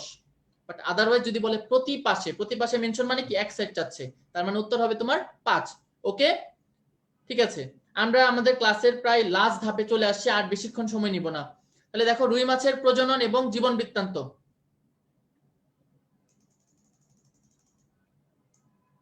আমাদের ক্লাসের থার্ড হাফে আমরা চলে আসছি। তাহলে প্রজনন জীবন বৃত্তান্ত থেকে কি মনে রাখতে হবে, 2টা ওয়ার্ড, একটা হচ্ছে তোমার মেসোরকিয়াম, আর একটা হচ্ছে মেসোভ্যারিয়াম। খেয়াল করো মেসোরকিয়াম, রকিয়ামে ক আছে, তাহলে এটা কি, এটা হচ্ছে শুক্রাশয়, শুক্রাশয় ক আছে না, তাহলে শুক্রাশয়ের আবরণীকে বলা হয় মেসোরকিয়াম। আর তোমার ডিম্বাশয়, ডিম্বাশয় মানে কি ইংলিশে বলা হয় ওভারি, তাহলে ওভারি মানে কি যে মেসোভ্যারিয়াম ওভারি, তাহলে এটা কিন্তু খেয়াল রাখতে হবে, ওকে। তাহলে মেসোরকিয়াম এবং মেসোভ্যারিয়াম। তারপর নেক্সট কি বলা আছে, রুই মাছ কখন প্রজননক্ষম হয়, উত্তর হচ্ছে 2 বছর বয়সে। তাহলে রুই মাছ কখন প্রজননক্ষম হয়, উত্তর কি 2 বছর বয়সে রুই মাছ প্রজননক্ষম হয়। আর তারা প্রজননের জন্য তৈরি হয় হচ্ছে জুন জুলাই মাসে। এই যে খেয়াল করো, প্রজননের জন্য তৈরি হয় কি 2 বছর বয়সে, জননক্ষম হয়। তারপরে রুই মাছ কি হয় জুন জুলাই মাসে প্রজননের জন্য তৈরি হয়।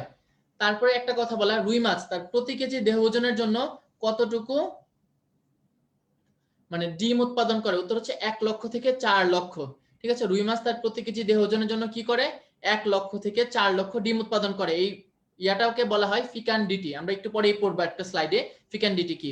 তারপর নিষেক, নিষেক থেকে পড়তে হবে। নিষেক কোথায় হয়? রুই মাছের নিষেকটা হয় পানিতে, এবং বহি নিষেক হয়, অর্থাৎ মানে স্ত্রী রুই মাছটা হচ্ছে ডিম ছাড়ে আর পুরুষটা হচ্ছে স্পার্ম ছাড়ে, দুইটা মিলে পানির মধ্যেই হচ্ছে নিষেকটা হয়। যেন রুই মাছের নিষেককে কি বলে? বহি নিষেক। আর এই নিষেকের সময় পানিতে তাপমাত্রা থাকে 27 থেকে 30 ডিগ্রি সেলসিয়াস। আলিম স্যারের বইয়ে বলা পানিতে এই সময় তাপমাত্রা থাকে 24 থেকে 28। তাহলে এখানে তুমি একটু টান দিয়ে লিখে নাও 24 থেকে 28। ওকে, তাহলে রুই মাছ কি হয় 24 থেকে 28 ডিগ্রি সেলসিয়াস। আলিম স্যারের বই এটা বলা। আর আজমল স্যারের বই কি বলা? 27 থেকে 30 ডিগ্রি। আর লাস্ট পয়েন্ট, সেটা কি নিষিক্ত ডিমকে জাইগোট বলে। তোমরা সবাই জানো স্পার্ম এবং ওভা মিলে কি তৈরি করে? জাইগোট তৈরি করে, তাই না? এই জন্য কি বলছে? নিষিক্ত ডিমকে জাইগোট বলে।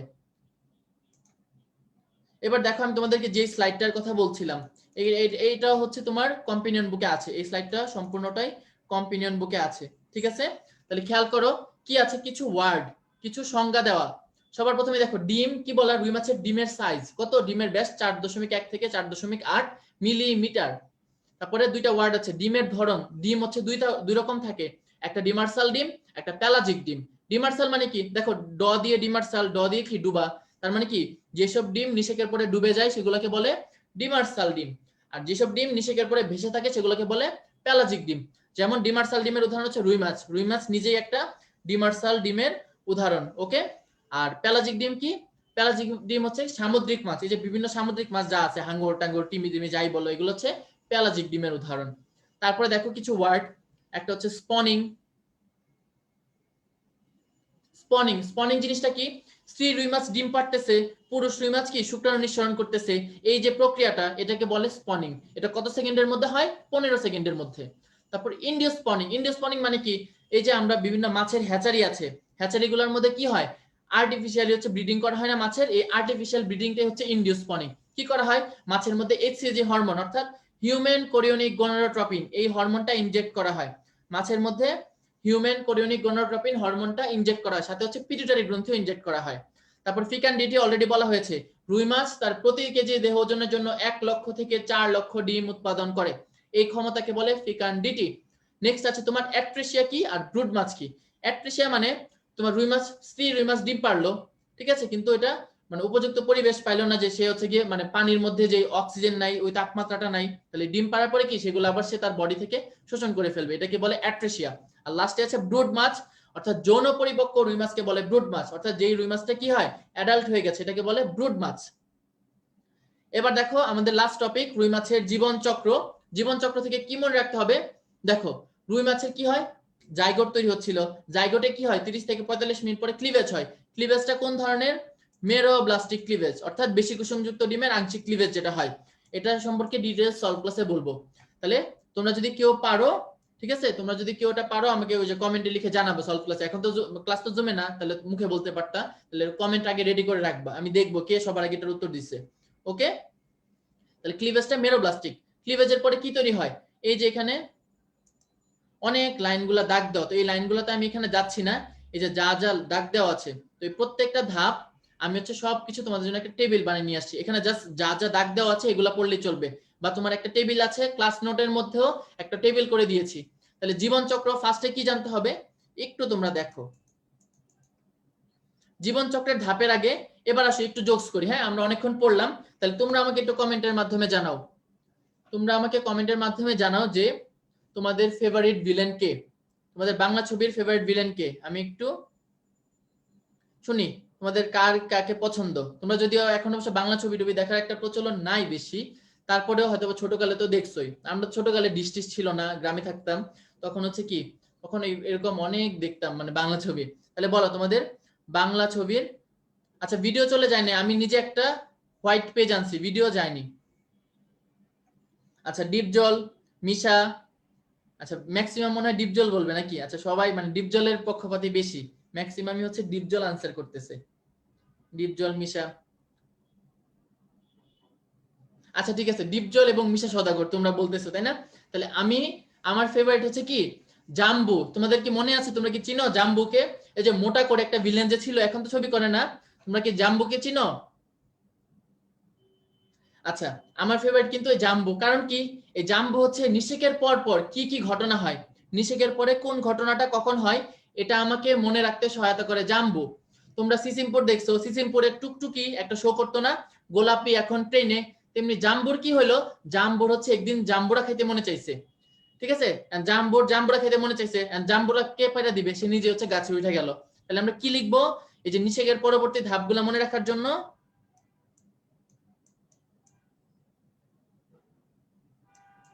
জাম্বু এখনটা আমি লিখলাম না, ঠিক আছে, এখনটা স্কিপ করলাম, জাম্বু এখন গাছে, কারণ এখনটা আমাদের হচ্ছে লাগবে না। তাহলে জাম্বু গাছে বা জাম্বু এখন গাছে, মাউস দিয়ে লিখতেছি তো এই জন্য হচ্ছে লেখাতে আর আবার, হ্যাঁ আমার লেখা এত খারাপ না। আচ্ছা, তাহলে তোমার এই জাম্বু এখন গাছে, এটাতে কি মনে রাখবা তুমি, দেখো খুব সুন্দর। নিষেকের পর সবার প্রথমে কি হয়, ফার্স্ট হচ্ছে জাইগোট তৈরি হয়, শুক্রাণু এবং ডিম্বাণু মিলে কি তৈরি করে, জাইগোট তৈরি করে। তারপরে জাইগোট কি হয়, মানে হচ্ছে মরুলা। তাহলে জাইগোট থেকে পরবর্তী ধাপটা কি হবে, উত্তর হচ্ছে মরুলা। তারপরে মরুলার পরে ব দিয়ে কি, এন্ড ব দিয়ে আবার তোমরা ভাইবো না যে ভাই বাংলা ছবির কথা বলতেছে, তাহলে মনে হয় মরুলার পরে বুবলি আসবে, এই বু দিয়ে তো বুবলির কথা মনে পড়ে নাকি। তাহলে ব দিয়ে হবে তোমার ব্লাস্টুলা, এখানে কিন্তু আবার বুবলি টুবলি না। তাহলে ব দিয়ে কি, ব্লাস্টুলা, হ্যাঁ আমি আবার বুবলি বলে ফেলতেছিলাম। আচ্ছা, আর লাস্টে কি হয়, সবার লাস্টে গ্যাস্ট্রুলা, গাছ এ মানে কি, এ দিয়ে হচ্ছে অর্গানোজেনেসিস লাস্টে। তাহলে মনে রাখবা নিষেকের পরে কি কি হয়, জাম্বু এখন গাছে, তাহলে জাইগট, মোরোলা, ব্লাস্টোলা, গ্যাস্ট্রোলা। আর যাতে কারো কোনো প্যাচ লাগে না, তোমাদের মোরোলা, ব্লাস্টোলা, গ্যাস্ট্রোলাতে অনেক প্যাচ লাগতো, স্পেশালি মোরোলা এবং ব্লাস্টোলাতে। তাহলে তোমার যাতে কারো কোনো ভুল না যায়, এই যে আমি এখন এই জাম্বুর কথা বললাম, তোমরা হচ্ছে গিয়ে সেটা এই যে উল্টাপাল্টা কথাবার্তা কিন্তু শুরু করবে না, খবরদার। আমি পরে হচ্ছে কমেন্ট দেখে তারপর কিন্তু ব্লক টক দিব আবার পরে। আচ্ছা, কেউ কি আবার জাম্বুকে চিনতেছে না, তোমার তো জীবন বৃথা, জাম্বুকে চিনতেছো না। ঠিক আছে, তাহলে নেক্সট তোমার এই যে এখন কমেন্ট বন্ধ, হ্যাঁ অনেক কথাবার্তা বলছে এখন বন্ধ। তাহলে জাম্বু এখন গাছে, জাইগোট, মরুলা, ব্লাস্টুলা এবং গ্যাস্ট্রুলা। তাহলে আমরা দেখি কি কি হয়। হ্যাঁ, এই যে দেখো শুক্রাণু ডিম্বাণু মিলে কি হচ্ছে, নিষেক হচ্ছে, নিষেক হয়ে কোন ধরনের নিষেক, বহি নিষেক, কি তৈরি হয়, জাইগোট। তাহলে জাইগোট কি, একটু আগে আমরা লাইনটা পড়ছি যে নিষিক্ত ডিমকে জাইগোট বলা হয়। তাহলে জাইগোটের মধ্যে কি হয়, ক্লিভেজ হয়, ক্লিভেজ মানে কি ভাঙন। জাইগোটটা একটা কোষ, এটা হচ্ছে বারবার হচ্ছে মাইটোসিস হয়, হয়ে কি তৈরি হয়, মরুলা তৈরি হয়। তাহলে দেখো মেরোব্লাস্টিক ক্লিভেজ হয়, কি হয়, আঙ্গুরের থোকার মতো মরুলা, মানে কি তোমার জাইগোট অনেকগুলা ক্লিভেজ হয়ে ভাঙতে ভাঙতে ভাঙতে ভাঙতে কি হয়, ছোট ছোট মরুলা হয়ে যায়। তাহলে এই ছোট ছোট কোষপিণ্ড, এই প্রত্যেকটা কোষকে কি বলে, ব্লাস্টোমিয়ার।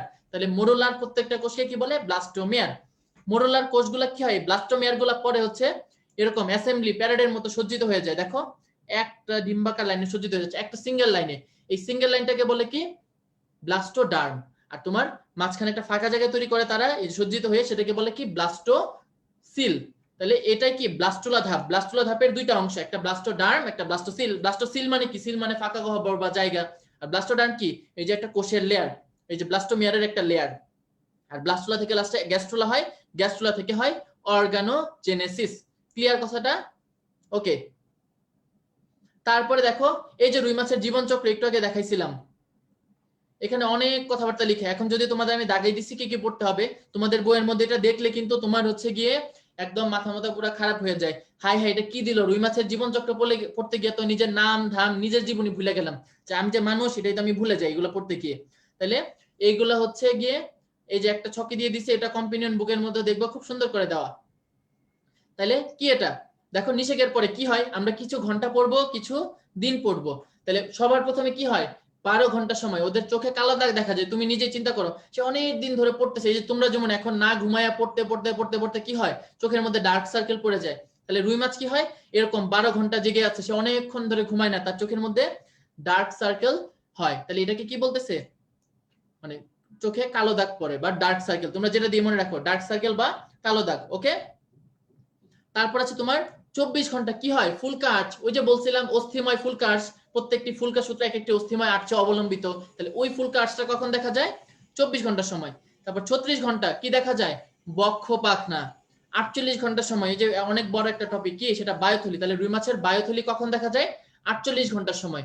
ওকে, তারপর 72 ঘন্টার সময় কি হয়? রুই মাছের লার্ভা দশা শেষ, মানে ডিম ফুটে লার্ভা বের হয়, এই লার্ভা দশাটা এখন শেষ। তাহলে এখন থেকে কি বলা হবে? এই সময়টাকে বলা হয় কি? ডিম পোনা, রেণুপোনা বা হ্যাচলিং এর বয়স। এগুলো সম্পর্কে আমি একটু ডিটেইলস সলভ ক্লাসে বলবো, ছবি দেখাবো তোমাদের সলভ ক্লাসে। ওকে, তোমাদেরকে সলভ ক্লাসে আমি ছবি দেখাবো এগুলার, যে ডিম পোনা কি, রেণু পোনা কি, তারপর ধানি পোনা কি, আঙ্গুলি পোনা কি। তো তোমরা হচ্ছে ওই সময়টা কিন্তু একটু দেখতে পারো। আচ্ছা, তারপর দেখো তোমার 72 ঘন্টা সময় কি হয়? লার্ভা দশা সমাপ্তি। এই সময়টাকে বলা হয় ডিম পোনা, রেণু পোনা বা হ্যাচলিং এর বয়স। এখন এখানে ঝামেলা কই? ওই যে আমি ফার্স্ট পেজ পড়ানোর সময় বলছিলাম হালদা নদীর রেণু পোনা বা ডিম পোনার বয়স 4 দিন। তাহলে তুমি কি করবা? তোমার যদি হচ্ছে গিয়ে ঘন্টা দিয়ে প্রশ্ন থাকে তখন উত্তর করবা 72 ঘন্টা, বাট যদি বলে কয় দিন তাহলে বুঝবা ফার্স্ট পেজ থেকে প্রশ্ন হয়েছে, উত্তর হবে কয় দিন? 4 দিন। তাহলে এটা যাতে মনে থাকে। ওকে, তাহলে যদি বলে কয় দিন উত্তর হবে 4 দিন, বাট যদি বলে কয় ঘন্টা উত্তর কি 72 ঘন্টা হবে। ওকে, এটা যাতে মনে থাকে। তারপরে তার ডিম পোনা শেষ। এবার নেক্সট যে পোনাটা তৈরি হবে সেটাকে বলে ধানি পোনা বা আঙ্গুলি পোনা। নেক্সট যেটা তৈরি হবে ধানি পোনা বা আঙ্গুলি পোনা। অ্যাকচুয়ালি ধানি পোনা এবং আঙ্গুলি পোনা দুইটা আলাদা জিনিস, আমি ছবিতে দেখাবো সলভ ক্লাসে। তুমি জাস্ট এখন যেহেতু আজমল স্যারের বইয়ে বলা যে 96 ঘন্টার সময় যেটা হয় সেটাকে ধানি পোনা বা আঙ্গুলি পোনা দুইটাই বলা হয়, তাহলে তুমি জাস্ট এই কথাটাই মনে রাখো। তাহলে 96 ঘন্টার সময় কি বলা হবে? ধানি পোনা বা আঙ্গুলি পোনা। তারপর নেক্সট আছে তোমার লাস্ট দুইটা মনে রাখবা, 5 দিন আর 15 দিন। 5 দিনের সময় কি হয়? রুই মাছের লেজে একটা লাল দাগ দেখা যায়, ওইটা দেখে হচ্ছে বাছাই করে যে হ্যাঁ এটা রুই মাছের পোনা। আর লাস্ট যেটা আছে তোমার সেটা কি? 15 দিন। 15 দিনের সময় কি দেখা যায়? ওই যে ফার্স্টে একটা ম্যাক্সিলারি বারবেলের কথা বলছিলাম তোমাদেরকে, এই ম্যাক্সিলারি বারবেল মাথায় যেটা ছিল, এই ম্যাক্সিলারি বারবেলটা হচ্ছে তোমার তখন দেখা যায়। তাহলে এই পয়েন্টগুলো তোমার ভালো করে মনে রাখতে হবে। ওকে, তাহলে আমি আবার রিপিট করছি। 12 ঘন্টার সময় কি হয়? চোখে কালো দাগ বা ডার্ক সার্কেল, যেটা দিয়ে মনে রাখো। 24 ঘন্টার সময় ফুলকা আঁচ। 36 ঘন্টার সময় বক্ষ পাখনা। 48 ঘন্টার সময় বায়ুথলি। তারপর 72 ঘন্টার সময় কি হয়? তার লার্ভা দশা শেষ, অর্থাৎ ডিম পোনা, রেণু পোনা বা হ্যাচলিং এর বয়স এটা। তারপর 96 ঘন্টার সময় লার্ভা দশা শেষ, এখন যে পোনাটা এটাকে বলে ধানি পোনা বা আঙ্গুলি পোনা। তারপর 5 দিনের সময় রুই মাছের লেজে লাল দাগ দেখে এটা শনাক্ত করা হয়। আর 15 দিনের সময় কি দেখা যায়? Maxillary barbell. আর লাস্ট এখানে যে কথাটা বলা, তুমি হচ্ছে এই যে দেখবা রুই মাছের প্রাকৃতিক সংরক্ষণ, অনেক কথাবার্তা বলা। তো এই পেজে তোমার যত যাই বলা থাকুক কিছু পড়ার দরকার নেই, তুমি খালি মনে রাখবা যদি মাছ নিয়ে কোনো প্রশ্ন আসে, মাছের খনি, মৎস্য খনি, মাছের ব্যাংক, জিনের ব্যাংক, তারপরে মাছের ডাচ বাংলা, রূপালী, পূবালী, সোনালী, ইস্টার্ন ব্যাংক, যেই ব্যাংকই বলুক উত্তর একটাই। কোন নদী? উত্তর হচ্ছে হালদা নদী। ওকে, তোমার যে নদী বলো উত্তর কি হবে? যদি মাছ রিলেটেড কোনো নদী আসে উত্তর হবে অবশ্যই হালদা নদী। একদম চোখ বন্ধ করে তুমি হালদা নদী দাগাই দিয়ে আসবা। ঠিক আছে, এর মাধ্যমে আমাদের ক্লাস শেষ। Thank you so much.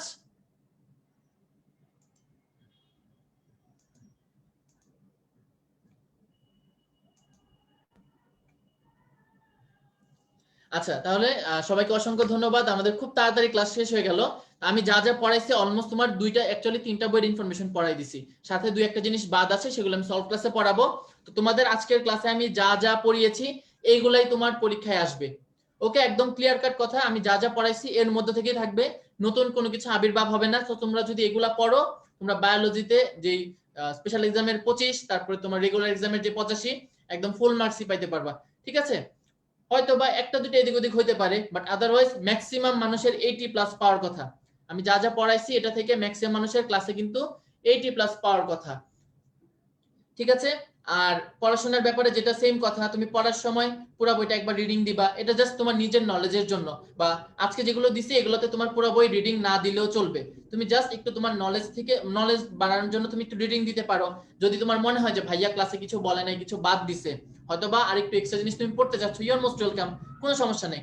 But আমি যা যা পড়াইছি এর বাইরে থেকে আমার মনে হয় না, আমার পার্সোনালি মনে হয় না প্রশ্ন আসা সম্ভব রুই মাছ থেকে। তোমাকে 3টা বই পড়ানো হয়েছে, আজমল স্যার, আলিম স্যার, মাজেদা ম্যাডাম, 3টা বই পড়ছো, এর চেয়ে বেশি আর কি পড়বা? তোমার তো অলরেডি রুই মাছের উপর পোস্ট গ্রাজুয়েশন হয়ে গেছে।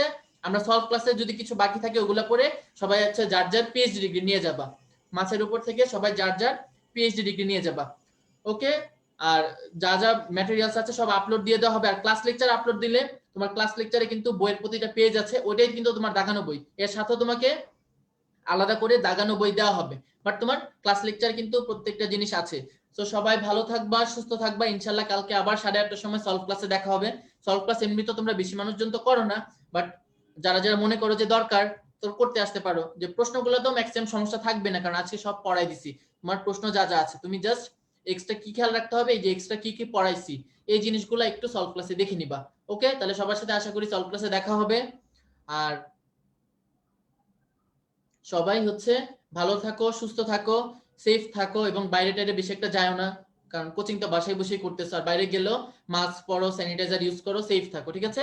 কারণ অ্যাডমিশনের সময়টা খুবই ক্রুশিয়াল। এখন যদি অসুস্থ হয়ে যাও তোমার 10-12 দিন একটা লস যাবে। এই ট্রমাটা কিন্তু 10-12 দিন লস যাওয়া মানে তোমার 5-6টা চ্যাপ্টার, কিন্তু এটা কিন্তু তোমার এই ল্যাকিংসটা তোমার লাস্ট পর্যন্ত থেকে যাবে। সো সবাই পড়াশোনার কন্টিনিউটি ধরে রাখো। কোনোদিন এরকম হতে পারে পড়া ভালো লাগছে না, যদি এরকম হয় যে হ্যাঁ আমার পড়তে ভালো লাগতেছে না, সেদিন কি করবা, একটু গ্যাপ নিবা, গ্যাপ নিয়ে তুমি পরের দিন বেশি করে কভার করে নিবা, ঠিক আছে? বাট সব সময় পড়াশোনার মধ্যে থাকতে হবে, তুমি অল দা টাইম যাতে তুমি তোমার পড়াশোনার মধ্যেই থাকো, পড়াশোনার উপর তোমার ফোকাস রাখতে হবে, ঠিক আছে? এটা যাতে সবার মাথায় থাকে। ভালো করে পড়লে ইনশাল্লাহ তুমি চান্স পাবা। তুমি জাস্ট এটাই মনে রাখো, কে কি পারলো না পারলো সেটা ফ্যাক্টর, তুমি তোমার প্রিপারেশন ভালো করে নিবা, তুমি হার্ড ওয়ার্ক করবা, তাইলে তুমি চান্স পাবা, ঠিক আছে? তাহলে সবার জন্য best of luck regular exam গুলোর জন্য। ইনশাআল্লাহ সলভ ক্লাসে আবার দেখা হবে, এবং আশা করব সবাই এক্সাম দিবা। আর তোমরা ক্লাস করো অনেক মানুষ, কিন্তু এক্সাম কিন্তু বেশি মানুষ দাও না, এটা কিন্তু খুব খারাপ অভ্যাস। সবাই এক্সাম দিবা প্লিজ, এটা আমার রিকোয়েস্ট। সবাই প্লিজ হচ্ছে তোমার রিকোয়েস্ট, সবাই এক্সাম দিবা। আর ক্লাসের ভিডিও অনেকক্ষণ থাকবে, তোমার ঘাসফড়িং এর ভিডিও তো মনে হয় এখনো আছে আজকে রাতে। আর হচ্ছে আজকে প্যারালাল কোর্সে তোমাদের ঘাসফড়িং এর ক্লাস আছে 6টার সময়। তখন আমি 6টার সময় আবার দেখা হবে। তো যাদের যাদের মনে হয় ঘাসফড়িং আমি যা যা পড়াই দিছিলাম এতেই তোমার ক্লিয়ার হয়ে যাওয়ার কথা, তারপর যদি মনে হয় যে ঘাসফড়িংটা একটু আবার পড়বা, আবার ক্লিয়ার করবা, নতুন করে পড়ার দরকার নেই। অ্যাটলিস্ট তুমি জাস্ট তোমার ক্লাসের পড়াগুলা, তুমি ক্লাসে যদি কথাগুলো শুনো তাহলে কিন্তু তোমার অনেক বেশি পড়া আবার ক্লিয়ার হয়ে যাবে। তুমি জাস্ট আবার শুনলা, সেটাই তোমার উপকার হবে। তাহলে সন্ধ্যা 6টার সময় আবার দেখা হবে। আমি ভুলে গেছিলাম প্যারালাল কোর্সের কথা। তাহলে সবাই থেকে বিদায় নিচ্ছি, সবাই ভালো থাকো, সুস্থ থাকো, আল্লাহ হাফেজ। আর যার কোনো সমস্যা থাকবে কমেন্ট বক্সে করো কমেন্ট, জুলজির আমি সব আনসার দিব। ওকে, ঠিক আছে, আল্লাহ হাফেজ।